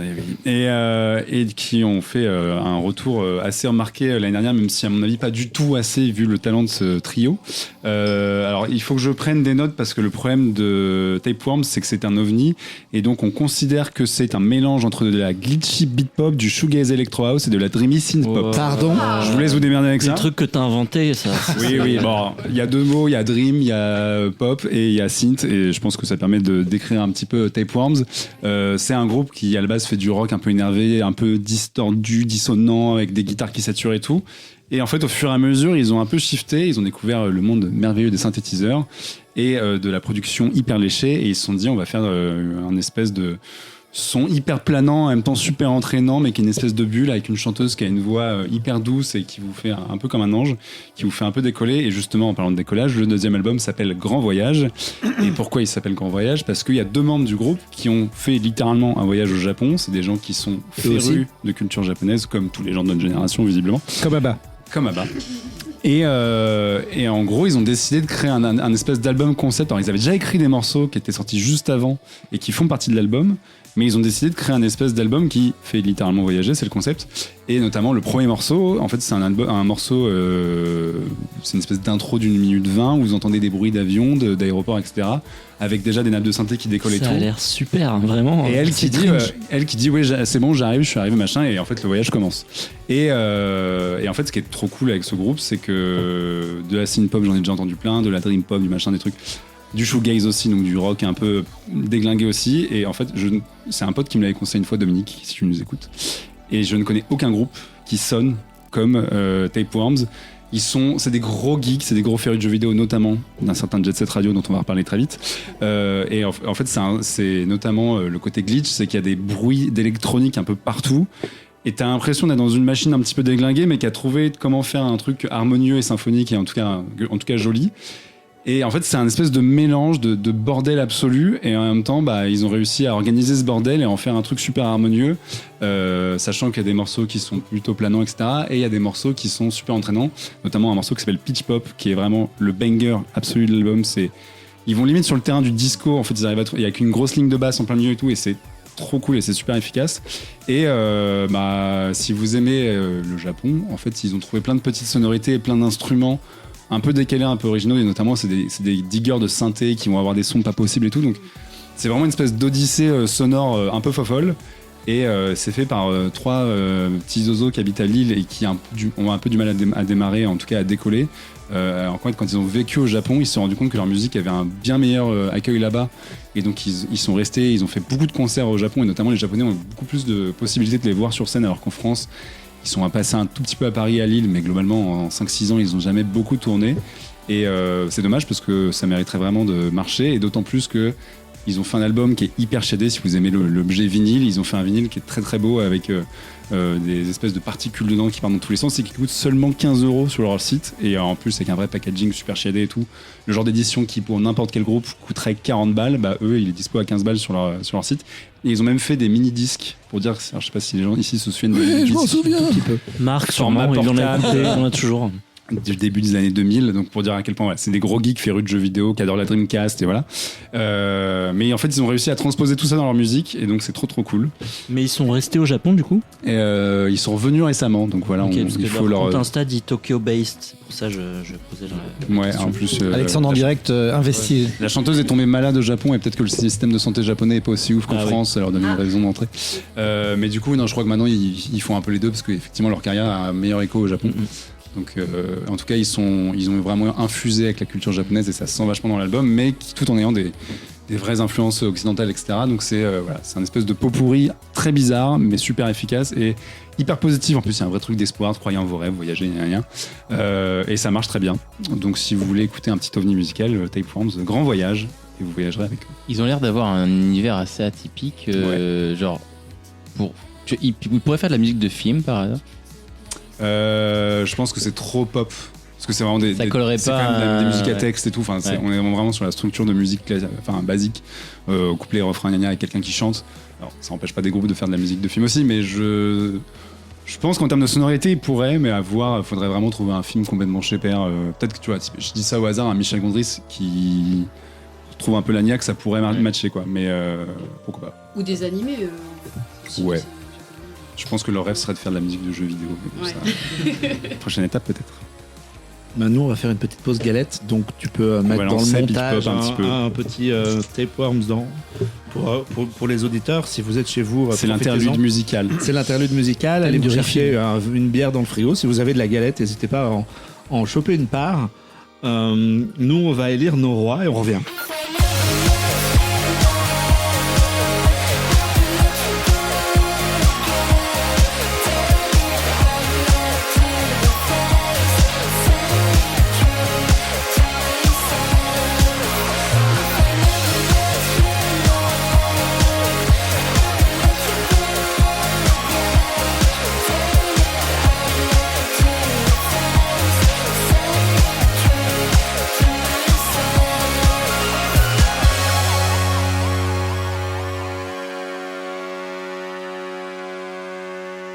Qui a eu la fève? Bon, cachez-vous. Mathieu. Mathieu et Thibaut, vous ferez un bisou à la sortie, les deux rois de la soirée. Bien sûr. Pourquoi la sortie? C'est très podcast. On va avoir des bruits chelous. C'est C'est parti. une émission audio. On va entamer la deuxième partie de cette émission. Je vous avais demandé de venir aussi avec une attente de 2026, un truc qui vous met l'eau à la bouche, rien que d'en parler. Un bon gros kiff potentiel. Et je vais m'offrir le luxe de commencer. Et comme j'avais envie de me faire kiffer, je me suis dit que j'allais parler de Tokusatsu. Alors, pour les deux du fond qui savent pas ce que Je c'est. sais pas ce que c'est le Tokusatsu. Alors, T'es le frère de Mark Loss Oh là et là, tu sais mais pas ce que alors, c'est le vous êtes Tokusatsu. répudié, mec. En plus, j'en ai déjà parlé dans cette émission. Peut-être, non, mais. Pour les Ouais, deux du t'écoutes fond, jamais. le tokusatsu, c'est un sous-genre de la pop culture japonaise. Ça signifie effets spéciaux. Et ça regroupe tout un tas de franchises, Ultraman, Kamen Rider, Ah, même Godzilla ok. par exemple, et les fameux Super Sentai, qui m'intéressent J'avais pas en le partie nom, de scientifique. ce soir, puisque je vais vous parler d'un projet qui s'appelle, attention, Super Space Sheriff Gavan Infinity. Il a bavé un peu sur le micro. J'ai C'était un pas que petit le peu son. bavé sur le micro, effectivement. Parmi ces séries de coups de la Tokusatsu, il y avait donc les Sentai, les fameux groupes de héros japonais colorés qui ont donné en France la trilogie Bioman et puis qui ont été américanisés pour devenir les Power Rangers. La franchise a duré 50 ans. Il y a eu 50 versions différentes de Super Sentai. C'est pas une expression. Il y a eu 50 versions Il y a eu différentes. 50 Ouais. versions différentes depuis 1976 à 2026. Chaque année, les Japonais avaient droit à une nouvelle version des héros avec un nouveau thème, de nouvelles aventures, un nouveau méchant, et c'était reparti pour une année. Si je peux me permettre, 76, c'est la sortie de Dancing Queen d'Abba. Ah, tu vois, merci Sylvestre, merci, Tout je sais est pas le dire. lié. Et donc, au bout de 50 ans, à la Toei, ils se sont dit non, mais là, quand même, 50 versions, ça commence un peu à faire. On va arrêter. Et ils ont décidé d'arrêter la franchise Super Sentai pour lancer un nouveau projet qui s'appelle, pour le moment, le projet Red, projet rouge en français. Et l'idée, a priori, alors tout ça est basé, évidemment, puisque la série n'a pas démarré, tout ça est basé sur du teasing, des vidéos qui ont été diffusées pendant les fêtes de fin d'année, où il y avait beaucoup de choses qui étaient masquées et floues pour vraiment faire monter la pression auprès des fans japonais. Le but, c'est de casser le moule de cette formule de Super Sentai où 5 héros colorés se retrouvent et de proposer des choses un peu différentes. Et en même temps, d'aller en terre inconnue, puisque Gavan Infinity, le héros Gavan en japonais, est bien connu des vieux quarantenaires en France, puisque dans les années 80, ça a donné XOR à la télévision française. Je connais par lui. Hein. Et en fait, les Japonais, tout en cherchant à renouveler une franchise, font revenir un vieux héros du passé pour attirer les fans et leur dire voilà, on reboot votre personnage préféré. Oui, j'allais dire le mot que tu cherches depuis tout à l'heure, c'est reboot quand C'est même. complètement un reboot. Parce qu'ils arrêtent, mais ils relancent avec un vieux C'est truc. complètement un reboot avec derrière une envie de moderniser et d'apporter des choses nouvelles. A priori, d'après les teasers qu'on a vus, tout n'a pas encore été dévoilé. Il y aurait une histoire de multiverse avec des héros par dimension qui, chacun, il y aurait tout un tas de versions différentes du personnage, un peu comme il y a eu Spider-Verse et tout un tas de versions de Spider-Man. On a vu des armures de couleur, on a vu des vaisseaux spatiaux. Il dit ça avec des étoiles dans les yeux. Ouais, hein, vous avez voyez pas mais- l'image. Là, on est au Brillant. cœur du Mark Loss, vraiment, Universe. c'est Clone Web Universe. Tout est fait pour brosser le poil du fan dans le bon sens. Il voit donc, déjà voilà. tellement c'est dimanche matin avec les céréales. donc, voilà. les Mais du chaussons. coup, en fait, c'est un truc qui vise totalement les quarantenaires. Alors, à la fois, ça vise les quarantenaires et à la fois, ça vise toujours le jeune public, puisqu'il y a quand même une envie de ramener un aspect un petit peu super-héroïque, avec des héros un peu solitaires, comme dans les comics. Ça s'inspire vraiment pas mal de ce qui est fait chez Marvel en ce moment, au ciné et compagnie, pour récupérer des idées là-bas. Et il faut pas oublier aussi que derrière ça, il y a toujours une envie de vendre des jouets. Oui, j'allais puisque- dire, est-ce que tu as prévenu ton banquier? Alors moi, j'ai pas encore prévu mon banquier, mais par exemple, d'après des gens qui ont décrypté les teasers, attention, hein, ça va très très loin dans la Si nerditude. vous suivez Marc sur Blue Ça- Sky, ça va vous très allez très pouvoir des loin trucs dans la passer. nerditude.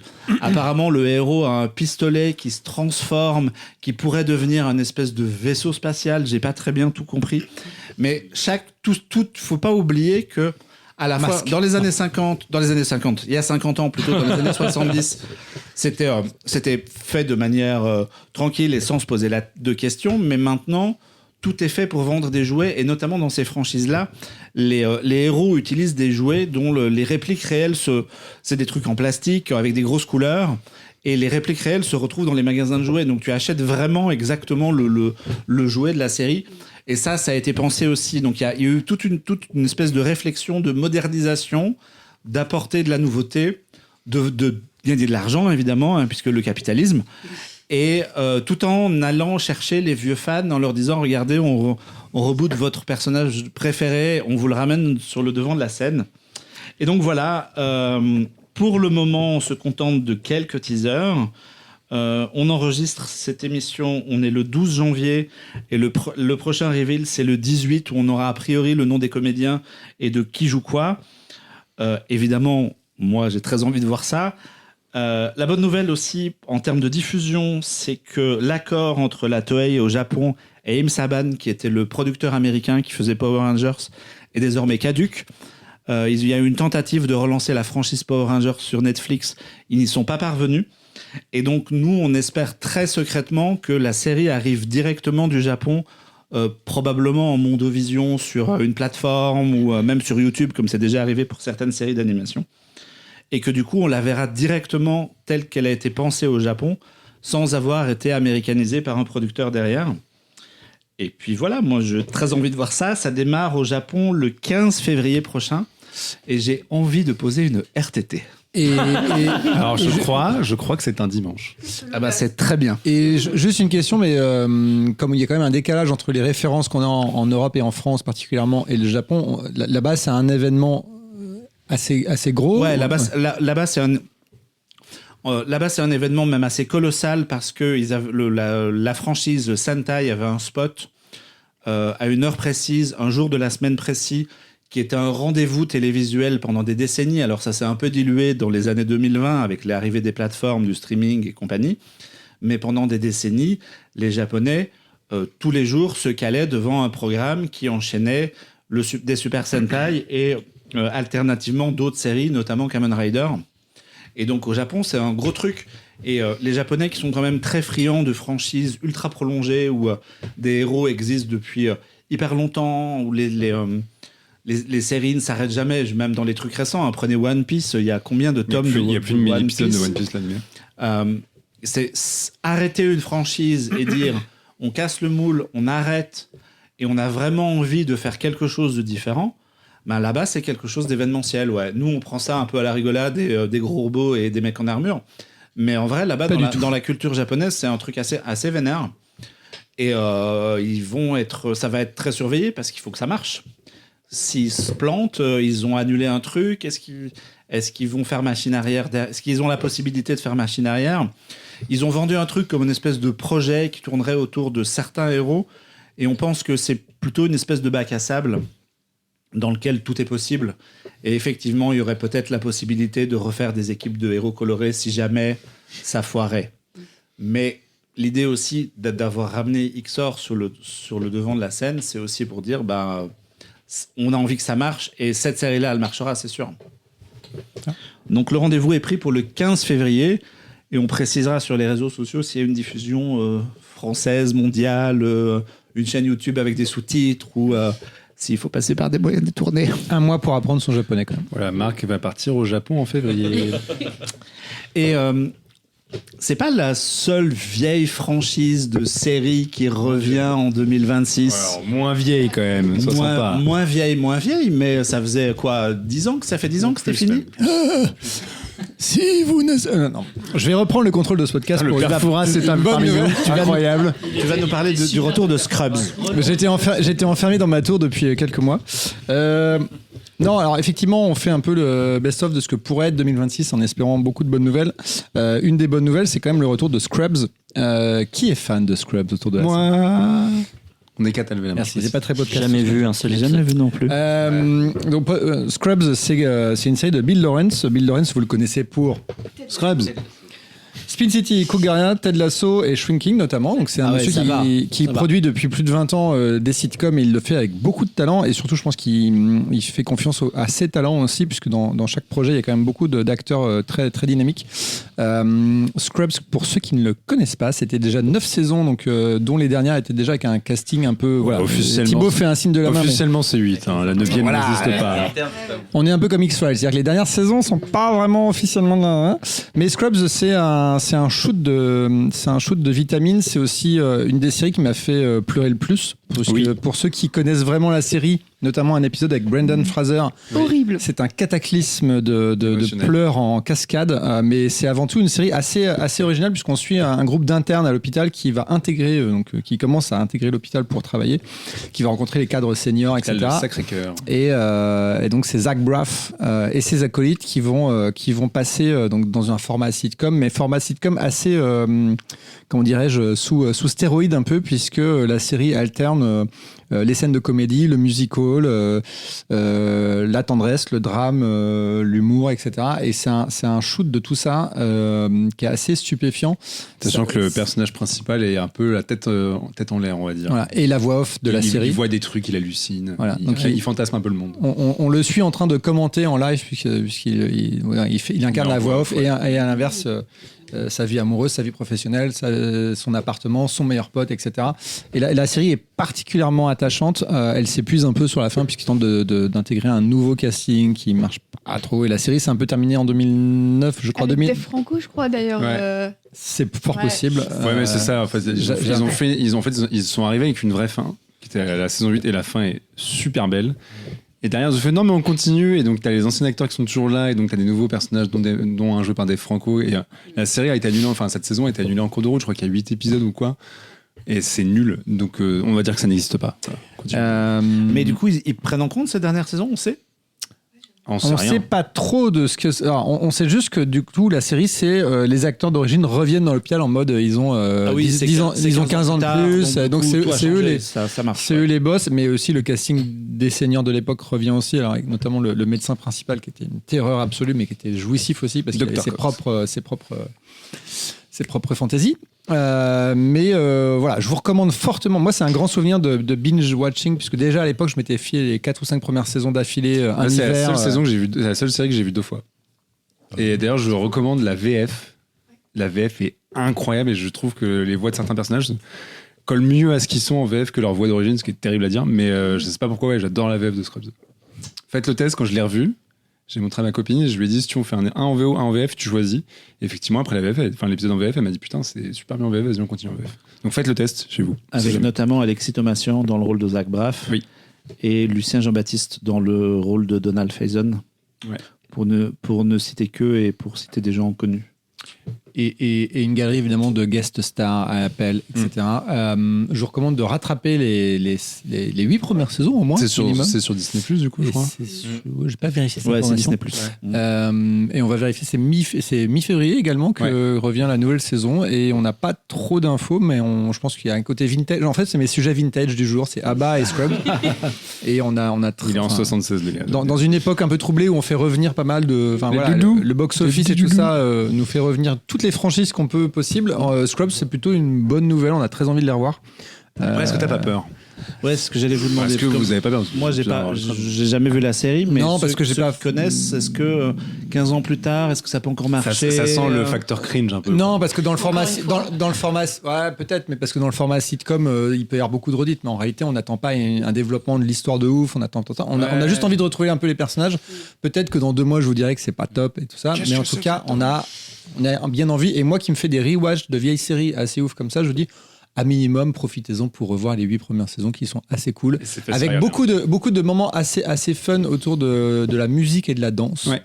Et rien que pour ça, ça fait plaisir. Sachant que on va être sur une année assez rétro compatible. Parce qu'il y a Malcolm. Scrubs, Malcolm et Buffy qui reviennent. Ah putain, oui, c'est vrai, fait Buffy, ça va être Voilà. quelque chose. Ouais. Malcolm. Voilà. Je vous dis pas que j'ai revu le pilote de Lost avant-hier. Ah tiens, j'ai découvert les 2 premières saisons cette année que j'avais jamais vues. J'ai commencé Lost, je l'avoue aussi. Voilà, j'avais jamais regardé Lost. Et moi, en ce moment, je regarde Twin Peaks et c'est même pas une blague. c'est l'horrible. Voilà. Ah oui. Ouais, ça fait un an que je suis dedans, je suis un peu lent. Mais ouais. Bientôt sur Arte. Mais là, oui, c'est Arte. Arte l'a mis en ligne pour Jean-Victor. Oh, épisode de 4, saison 1. Ouais, vous savez, hyper précis. Il y a un peu d'épisodes. Revoyez des vieilles séries, c'est cool. Oui, ouais, carrément. On va ouvrir forcément à ce stade une petite page cinéma. 2026, pardon, devrait être une année cinéma cool. Et notamment parce que pour la première fois, le Messie de Dune va être adapté au cinéma. Exactement, d'une Thibaut. 3e partie plutôt, puisqu'ils ont opté pour ce titre-là. Qu'on aurait donc dû appeler 2-3. Voilà, non pas d'une, Ça y est, c'est 2-2. fait, et voilà. 2-3, effectivement. Donc Denis Villeneuve remet l'enfer.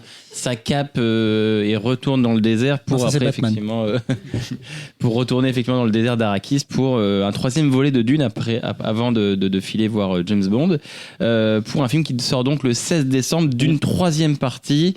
Souvenez-vous, il y a 2 ans maintenant, d'une 2e partie avait époustouflé tout le monde. Moi, je sais que j'avais adoré la première adaptation, le premier film en 2021. J'avais bien aimé le premier film en 2021. Le 2e film m'avait complètement estomaqué et pour moi était rentré vraiment au panthéon des très très belles propositions science-fiction des dernières années, visuellement, en termes de musique, bref, à tous les niveaux. Et donc, évidemment, d'une 3e partie et l'une de mes grosses attentes 2026, aussi parce que Denis Villeneuve va venir un peu clore un peu l'histoire de Paul Atreides et de toute sa famille avec cette adaptation donc du roman de Frank Herbert, du 2e roman de Frank Herbert, qui est donc le Messie de Dune et qui verra a priori, s'il respecte bien le texte, un Paul Atreides vieillissant, un peu ermite et qui revient un peu quelques années plus tard après sa croisade intergalactique sur Arrakis pour peut-être corriger le message qui s'est un peu perdu à travers les années.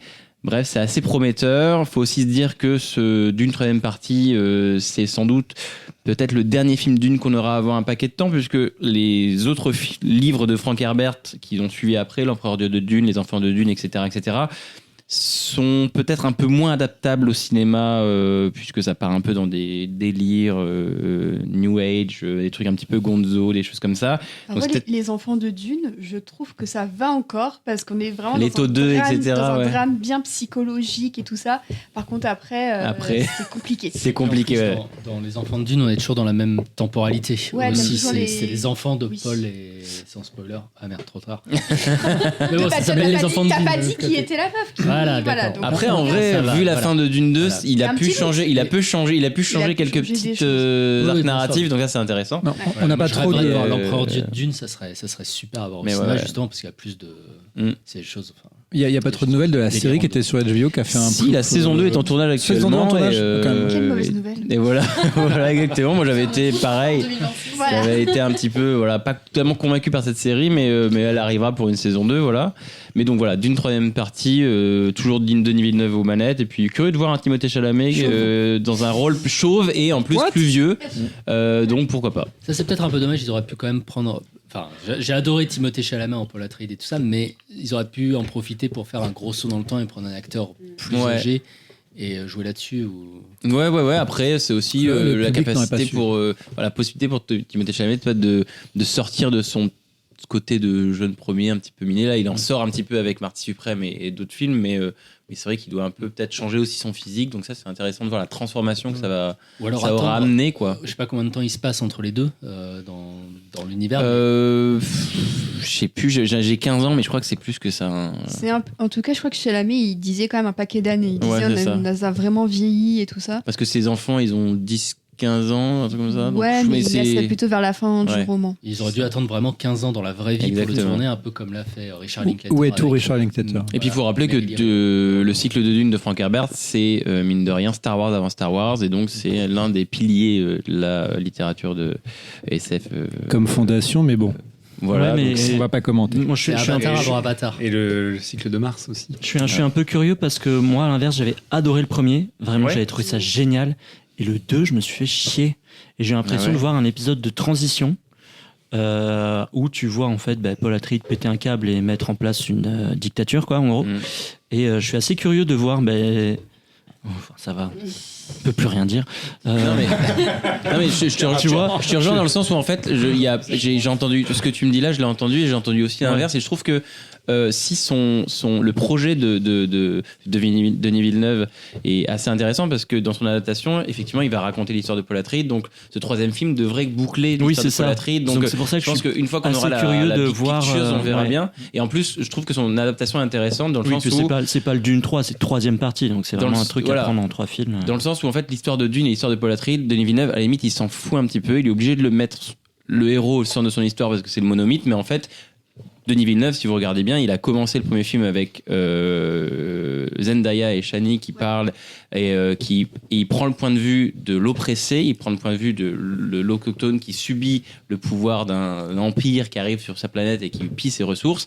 Et pareil, la fin du film, c'est le visage de Chani qui voit effectivement Paul repartir dans ça sa la croisade en ayant laissé sa planète complètement détruite. Donc moi, je suis très curieux de voir comment il continue cette adaptation-là en ayant changé finalement le biais et en montrant finalement un point de vue qui s'intéresse plus à, mine de rien, un peuple oppressé plutôt qu'à un monomythe, un énième monomythe comme on en a vu 1000 fois au cinéma. Putain, je vais revoir Blade 2049. Et j'avoue que moi, je suis très curieuse de voir Quelle idée. Robert Pattinson face à Chalamet dans le rôle du méchant, exactement. Ah, ça va j'avoue. être trop bien, ouais. Surtout que sur En le plus, papier, en danseur, il y a ouais. un danseur qui change d'apparence de Danseur forme, donc visage, je ouais. pense qu'il va nous sortir des trucs cauchemardesques. Oui. J'ai trop hâte. Des dingueries, comme disent les jeunes. C'est C'est choc barre de baiser. ça risque d'être l'année Pattinson d'ailleurs, pour le coup. Oui, l'année Pattinson-Zendaya, ils sont ensemble dans 3 films. Oui, c'est vrai. Le The Drama, l'Odyssée et d'une Putain, partie ce drama. Moi, je suis le team ce drama. 3. Ouais, moi, oui. C'est mi-février aussi, non? Non. Non, Non, c'est c'est un plus avril. mars. Ouais. C'est un Ça, avril. ça a l'air bien cringe, effectivement. Ouais, j'adore. Décidément. Ça sort le 16 décembre. Donc En même on a temps que encore un Avengers petit peu de temps. Doomsday. Vous avez le temps de relire. Donc, Non, n'allez ah oui, pas c'est voir vrai Avengers Doomsday, allez voir Dune. Ah, tu sais que je risque de faire ça. Mais ils ont le temps de changer les dates, c'est pas possible qu'ils sortent les Et dates. ils ont déjà trouvé un nom comme Barbenheimer, ils ont dit Doomsday. Doomsday. Ouais. Et t'auras On Florence sait où on Pugh dans sera. les 2 films en plus. Exactement. Voilà. Comme je disais, 2026 devrait être une année de cinéma cool, notamment parce que c'est une année, avec un film du patron dedans. Ouais, le tonton est de retour, Steven Spielberg. Bon, en fait, Putain, et heureusement qu'on vous a dit des pas de côté quand même, les gars. La c'est deuxième partie, Il Oh là là. s'est jeté. Christopher Nolan. Bah, joie. La deuxième partie, c'est autorisé. Bah, en fait, non, ça va aller assez vite, puisque globalement, on ne sait Ah, il y rien. a Steven Voilà. Spielberg qui sort un film, c'est bon. plié. Ciao. On ne sait rien du film. Non, moi, ce qui m'intrigue beaucoup, c'est que c'est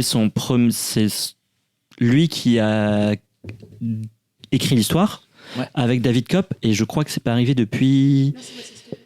Oui, Story, mais c'est une histoire originale depuis un petit moment. Je Puis sais c'est plus, rare, ouais. c'est rare qu'il écrive. 2001, tu veux dire? Ouais. Et il y a une bande-annonce qui est aussi géniale que Teaser. critique, où en fait on voit juste des images avec Emily Blunt qui parle, qui est visiblement possédée par une alien. Et on voit pas plus que ça, mais il y a un casting de malade, puisqu'il y a Emily Blunt, Josh O'Connor, Colin Firth, Eve Hewson, Coleman Domingo, Wyatt Russell. Qu'est-ce que je peux vous dire d'autre? Aidez-moi, parce que je n'ai pas Steven parlé Spielberg, Il de... sera à Cannes sans doute, il sera sans doute à Cannes. John Williams qui revient. John Williams qui sort de sa retraite. Sans de sa retraite, comme à chaque fois Comme à chaque fois que Steven fait un Spielberg lui dit.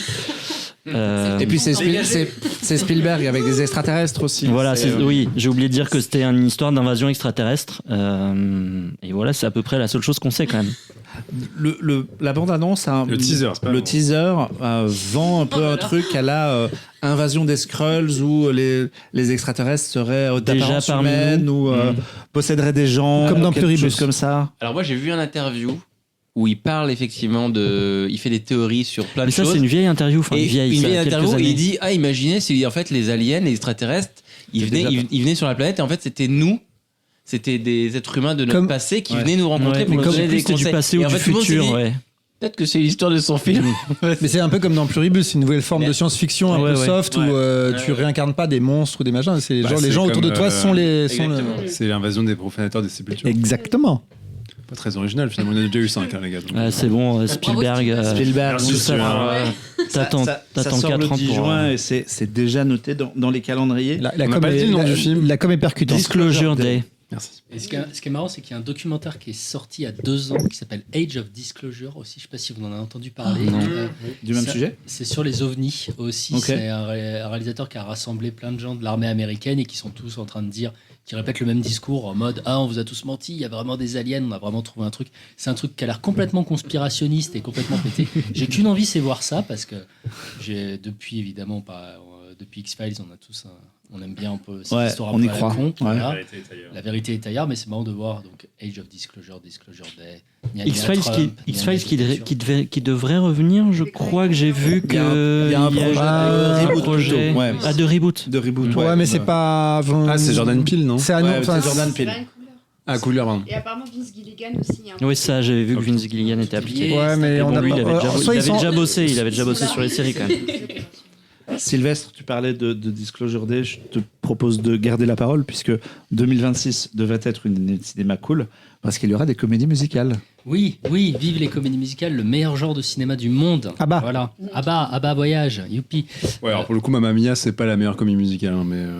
je Moi j'aime bien le 2, j'aime bien Mamma je Mia. l'ai pas vu. J'ai pas osé. Non. J'ai C'est le préféré soir aussi. des confessions. Voilà, c'est les confessions. Bien. de ça. Oui, une comédie musicale, mais on va dire Pas n'importe laquelle. Pas n'importe laquelle. Donc The Testament of Anne Lee, qui est le 3e film de Mona Fazvold, qui est la scénariste de The Brutalist et des films de Brady Corbet.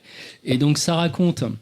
Et donc normalement tout ce que je dis, moi, ça m'excite autant que de parler d'un film de Steven Spielberg. Voilà, donc ça raconte à la fin du XVIIIe siècle l'histoire vraie d'une certaine Anne Lee, jouée par Amanda Seyfried, Mamma Mia, qui a fondé une secte d'abord en Angleterre puis aux États-Unis, une secte qui s'appelle les Shakers, parce qu'ils avaient des possessions, ils tremblaient devant Dieu. Enfin bon, c'était une espèce d'assemblée évangélique avant la lettre.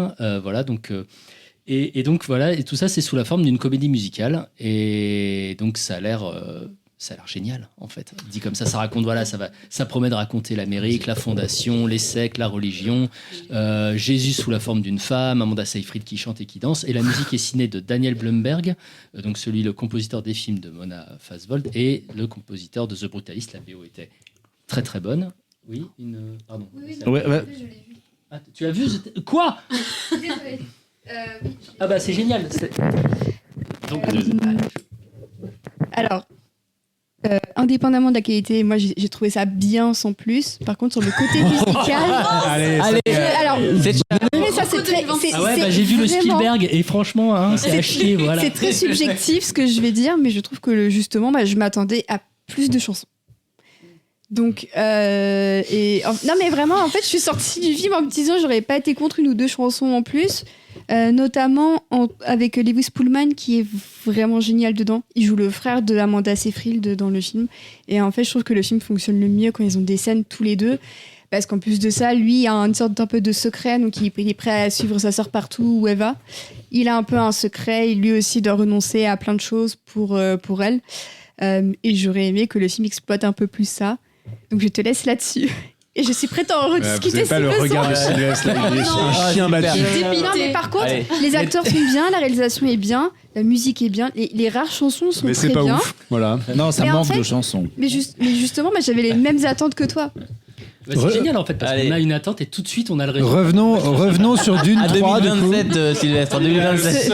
Et les Super Mais par Sentai contre, et les Super Sentai Cela aussi, dit, oui, ce qui fonctionne très bien. D'accord. Bah, voilà. Bah, Non mais voilà, non, je on veux va pas voir être trop pessimiste, mais ce qui fonctionne. Essayons de fonctionne très bien. préserver le. Merci de ton avis que Voilà. je note et que j'apprécie. Sinon, à Londres, il y aura une reprise de Jésus-Christ Superstar d'Andrew Lloyd Webber, Alors je l'ai vu. Heureusement. Il y aura Beetlejuice aussi. Et pourquoi tu l'as vu? Parce que ça date des années 70. Haha, voilà. Tout est lié. Tout est lié. Voilà. Donc c'est une super comédie musicale, Jésus-Christ Superstar. Voilà, donc, J'ai bien envie voir sur scène, d'aller à Londres scène juste me pour ça, rattraper. ouais. Mais merci au Mais c'est un truc. retour.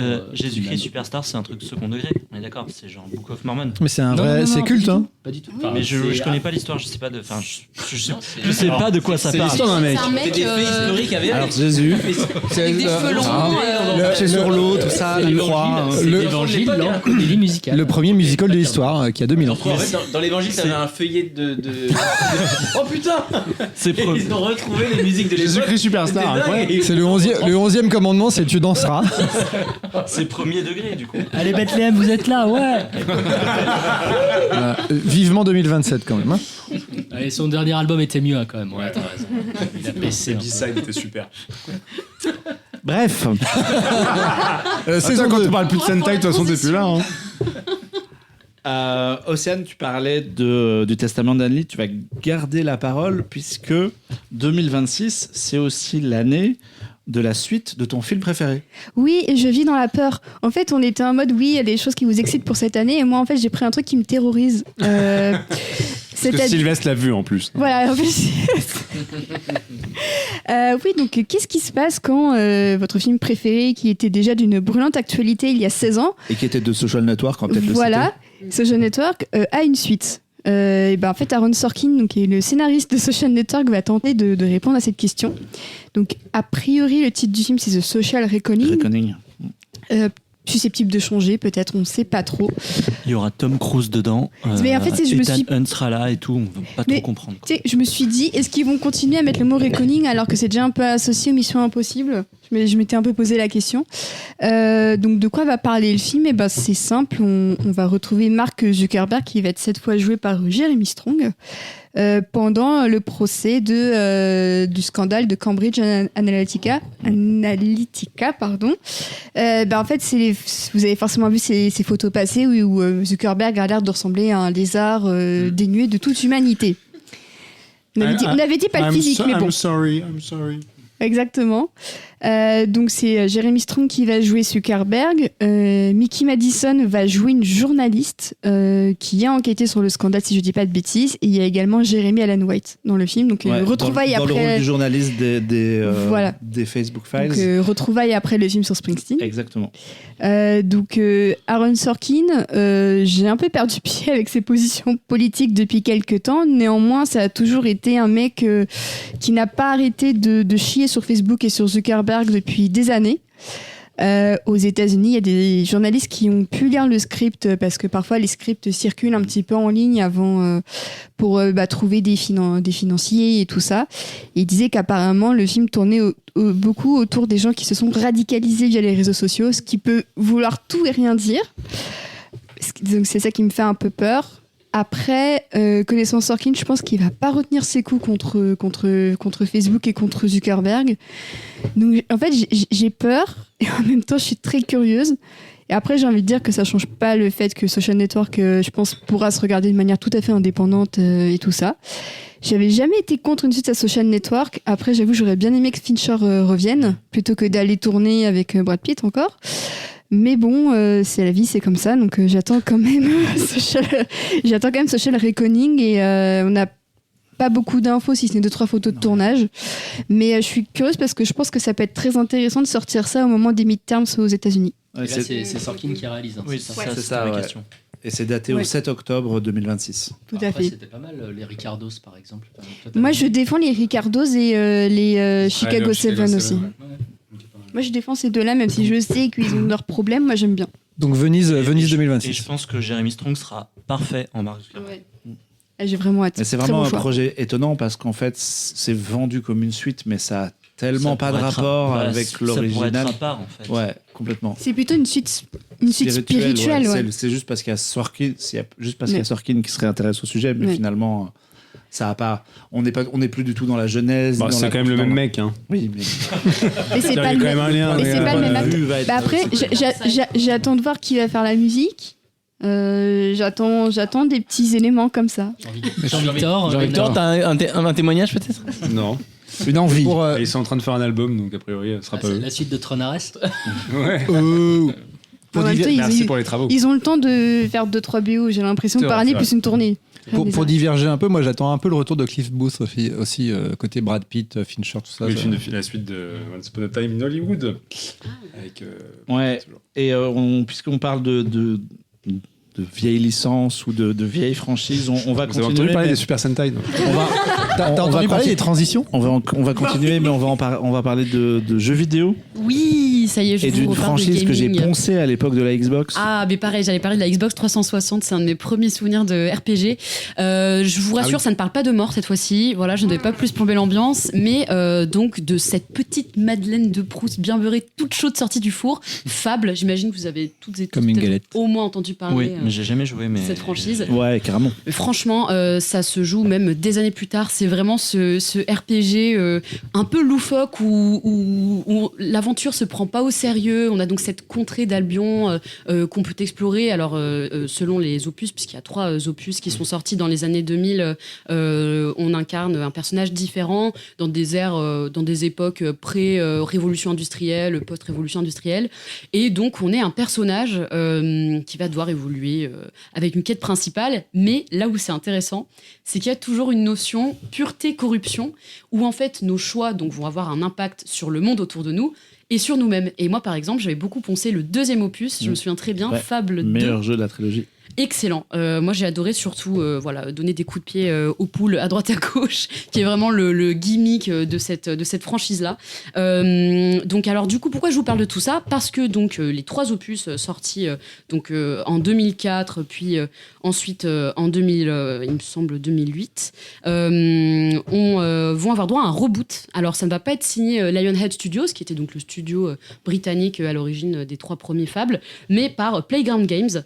Et la deuxième chose, c'est qu'il était prévu pour 2005 et il a été repoussé pour 2026. Donc, je n'ai pas 2025. pour oui, non. 2025. Ouais, 21 ans d'écart. 21 ans d'écart. Oui, t'as dit prévu pour 2005. Ah non, 2005, ouais, non, c'était le deuxième. Non, il était 21 ans de prévu. développement, c'est des malades. Non, mais on parle rétro, reboot, Et 1000 fois qu'il redémarre le jeu. Trop de vintage. Non, voilà, il était prévu pour 2025 et finalement, ils l'ont repoussé un peu last minute pour 2026. Alors, on n'a pas du tout de date précise, on a juste l'année.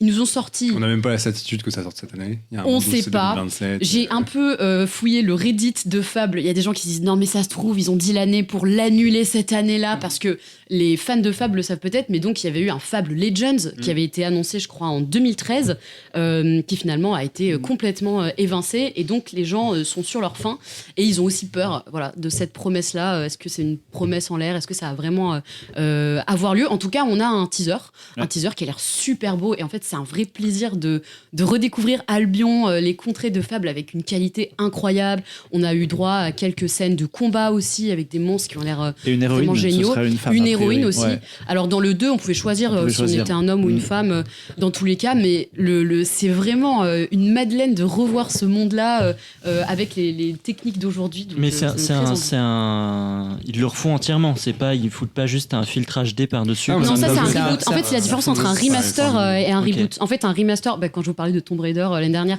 remaster c'est qu'on améliore juste les visuels. Oui, c'est ça. Et reboot, on respecte le scénario de base et la trame principale, mais on se permet d'ajouter quelques aventures, etc. C'est pas que visuel. Donc a priori, ce serait le reboot surtout du premier opus. Et voilà, donc il y aurait a priori encore, j'espère, ce système de bonté, de méchanceté. Je voulais dire de taper dans les poules, mais... Ah mais vraiment, ça c'est... y sera. Et donc, ça y est dans le teaser. Toi, tu dans le jouais teaser. méchanceté.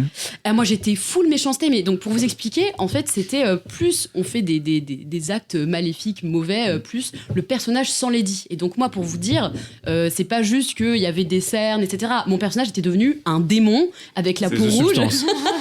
C'est de substance, et ça peut être n'importe quoi. En fait, ce qui est génial, c'est que c'est un villageois qui va vous demander de l'aide, et puis soit vous l'envoyez chier ou vous l'aidez, et bim, ça va impacter votre personnage. Vous décidez de boire que de l'alcool et pas de faire de sport, parce que on peut faire beaucoup de choses dedans. On peut avoir un travail, etc. Enfin bref, et tous ces trucs-là, du coup, ça impacte notre pureté versus méchanceté. Comme la vraie vie, finalement, le karma. C'est bon vieux à karma. méditer, ça fait réfléchir. Ouais. Donc voilà, du coup, une suite, un reboot très attendu, surtout qui sortirait en 2026, 10 ans après la fermeture du studio Lemonhead qui avait fermé en 2016 à cause de Microsoft. Donc voilà, en tout cas, on attend beaucoup de ce reboot. Et ça serait un des nouveaux RPG open world qui ne se prend pas au sérieux et ça ferait beaucoup de bien. Ouais, Voilà. c'est le. Et GTA 6. Et j'ai déjà à finir GTA 5, donc GTA 6, on verra. GTA 6, c'est même pas dit effectivement. qu'on l'ait cette année non plus. c'est hein. clair. Ouais, ça fait peur. Et puis moi, Il y a un j'ai monde peur de du dégâts, prix aussi du jeu, Oui. parce que plus de 100 balles. Allez, un petit 100 balles. Laissez-moi Ouais. déjà terminer le 5. Et Fable, le jeu sort sur Xbox et PC parce qu'a priori c'est plutôt un jeu Xbox. Ouais. Mais les possesseurs de PlayStation espèrent parce que des titres Microsoft arrivent petit à petit chez Sony. Donc on espère que l'exclu saute et que moi j'espère que je puisse y jouer en fait. C'est surtout ça. Bah moi aussi, parce que j'ai ma PS5 et Ouais. bon, au pire il y a le PC, mais c'est vrai que on croise les doigts. Exactement. On parlait tout à l'heure du film préféré d'Océane et de sa suite. On va aussi parler de la franchise vidéoludique préférée de Jean-Victor. Ouais, genre, c'est une de mes préférées. Je sais pas si c'est la préférée, mais en tout cas, on est un peu dans la même logique qu'avec Fable. Du Jet Set Radio. retour d'une saga culte, mais en fait qui est quand même un peu de niche, puisqu'on va parler de Jet Set Radio. Alors, autour de cette table, qui connaît Jet Set Radio? Moi, parce que Ah, tu quand nous même. as saoulé Trois avec, personnes. mais j'ai jamais joué. Jet Set Radio, c'est un jeu qui est culte déjà pour une raison assez simple. C'est un jeu qui est sorti en 2000 sur Dreamcast, qui a eu une suite en 2002 sur Xbox, et c'est tout. Donc ça fait 23 ans qu'il ne s'est rien passé. Et c'est un jeu qui est très connu dans le milieu pour une simple et bonne raison, que c'était le tout premier jeu en cel shading. Donc le cel shading, c'est cette technique qui permet en fait de faire un moteur 3D avec des textures de dessin et un peu de BD. Et c'est des jeux, en général, les jeux en cel shading, c'est des jeux qui vieillissent très bien. Il y a eu plein de jeux depuis, alors, notamment. Il y a Zelda Wind Waker. Zelda. Wind Waker est connu ouais. pour être en cel shading. Il y avait récemment un truc qui faisait pas mal penser, qui était Hi-Fi Rush, qui était très influencé par Jet Set Radio. Et en fait, ce qui est marrant, c'est que donc Jet Set Radio, le concept, c'est que vous êtes à Tokyo-To, donc une version un petit peu fantaisiste de Tokyo, et vous êtes dans le gang des JJ, où en fait c'est un gang de rollers. Donc c'est un jeu de rollers, vous êtes sur des patins. Et le problème, c'est que vous êtes dans un Tokyo où le gouvernement et les forces de l'ordre sont devenus un petit peu des fachos. Et dès que vous faites le moindre truc, ils débarquent pour vous attaquer et vous taper et vous tirer dessus très vite. Et sauf que vous êtes des punks. Et des punks qui écoutent de la soul électro en faisant du roller et en faisant des graffitis, en faisant des tags. Et en fait, vous réparez l'ordre du monde en taguant.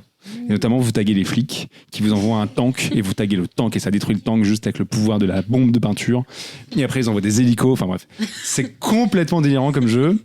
Mais c'était déjà un super jeu de glisse. Les sensations de jeu étaient, ça ressemble concrètement en termes de jouabilité, ça ressemble à du Tony Hawk, Pro Skater ou ce genre de truc. C'est un jeu de glisse.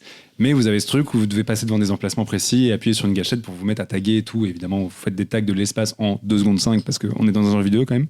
Et en fait, il y avait un vrai esprit complètement punk et délirant dans le premier jeu, qui avait notamment une BO super avancée parce que il y a un concept dans le jeu, c'est que pourquoi ça s'appelle Jet Set Radio, c'est que les personnages écoutent la fameuse Jet Set Radio avec un personnage qui s'appelle le Professeur K, qui balançait l'électro et qui passait son temps à commenter le jeu en voix off et tout.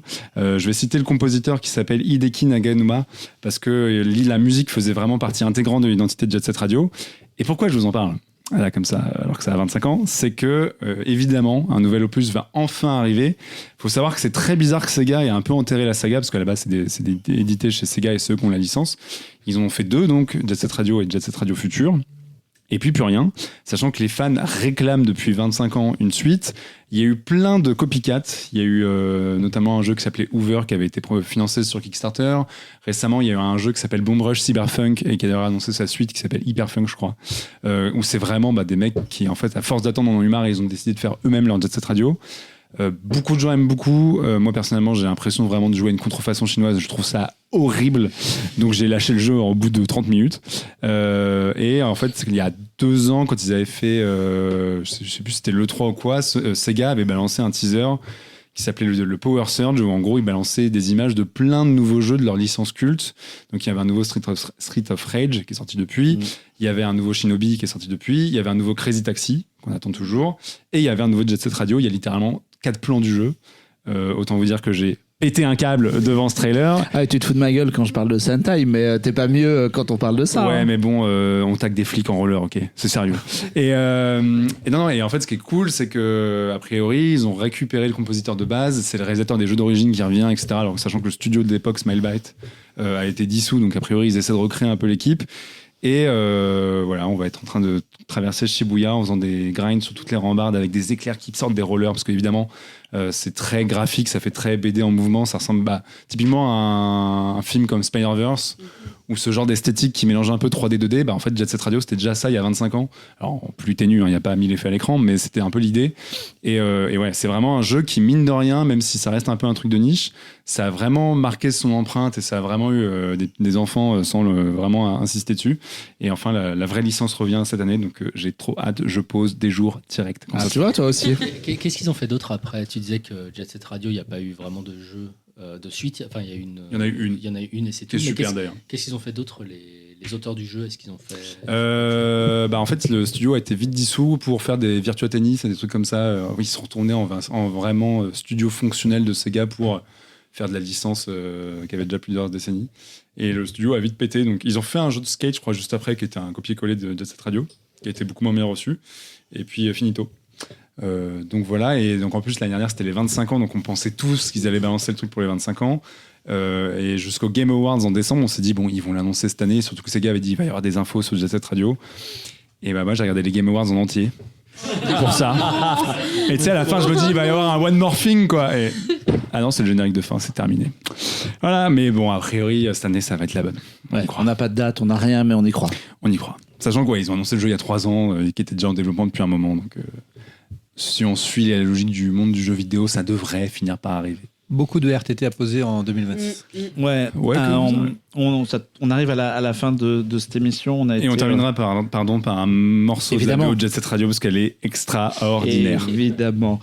On est donc habillé pour 2026 entre les recommandations de 2025 que vous avez peut-être ratées et toutes ces belles choses qui arrivent. On pense que si l'année va sans doute être chaotique à plein niveau dans notre petite bulle, niveau divertissement et pop culture, elle devrait être pas si mal. Merci d'avoir tenu jusqu'à la fin de ce long podcast. Merci Julie, Océane, Thibaut et Sylvestre d'avoir passé cette soirée avec nous. On a été ravis de commencer 2026 avec vous, c'était cool. Merci Mathieu, Alexandre et Jean-Victor. Mais merci. De rien. On sera encore là cette année avec notamment plein de choses, dont les 10 ans de l'émission en avril prochain. Qu'est-ce qu'on fait? On ne sait pas du tout à l'heure actuelle. Tout autre numéro de Happy Hour dès le mois prochain. Encore bonne année à tout le monde, à toutes et tous. Prenez soin de vous et à très vite. Ciao. Bisous. Ciao.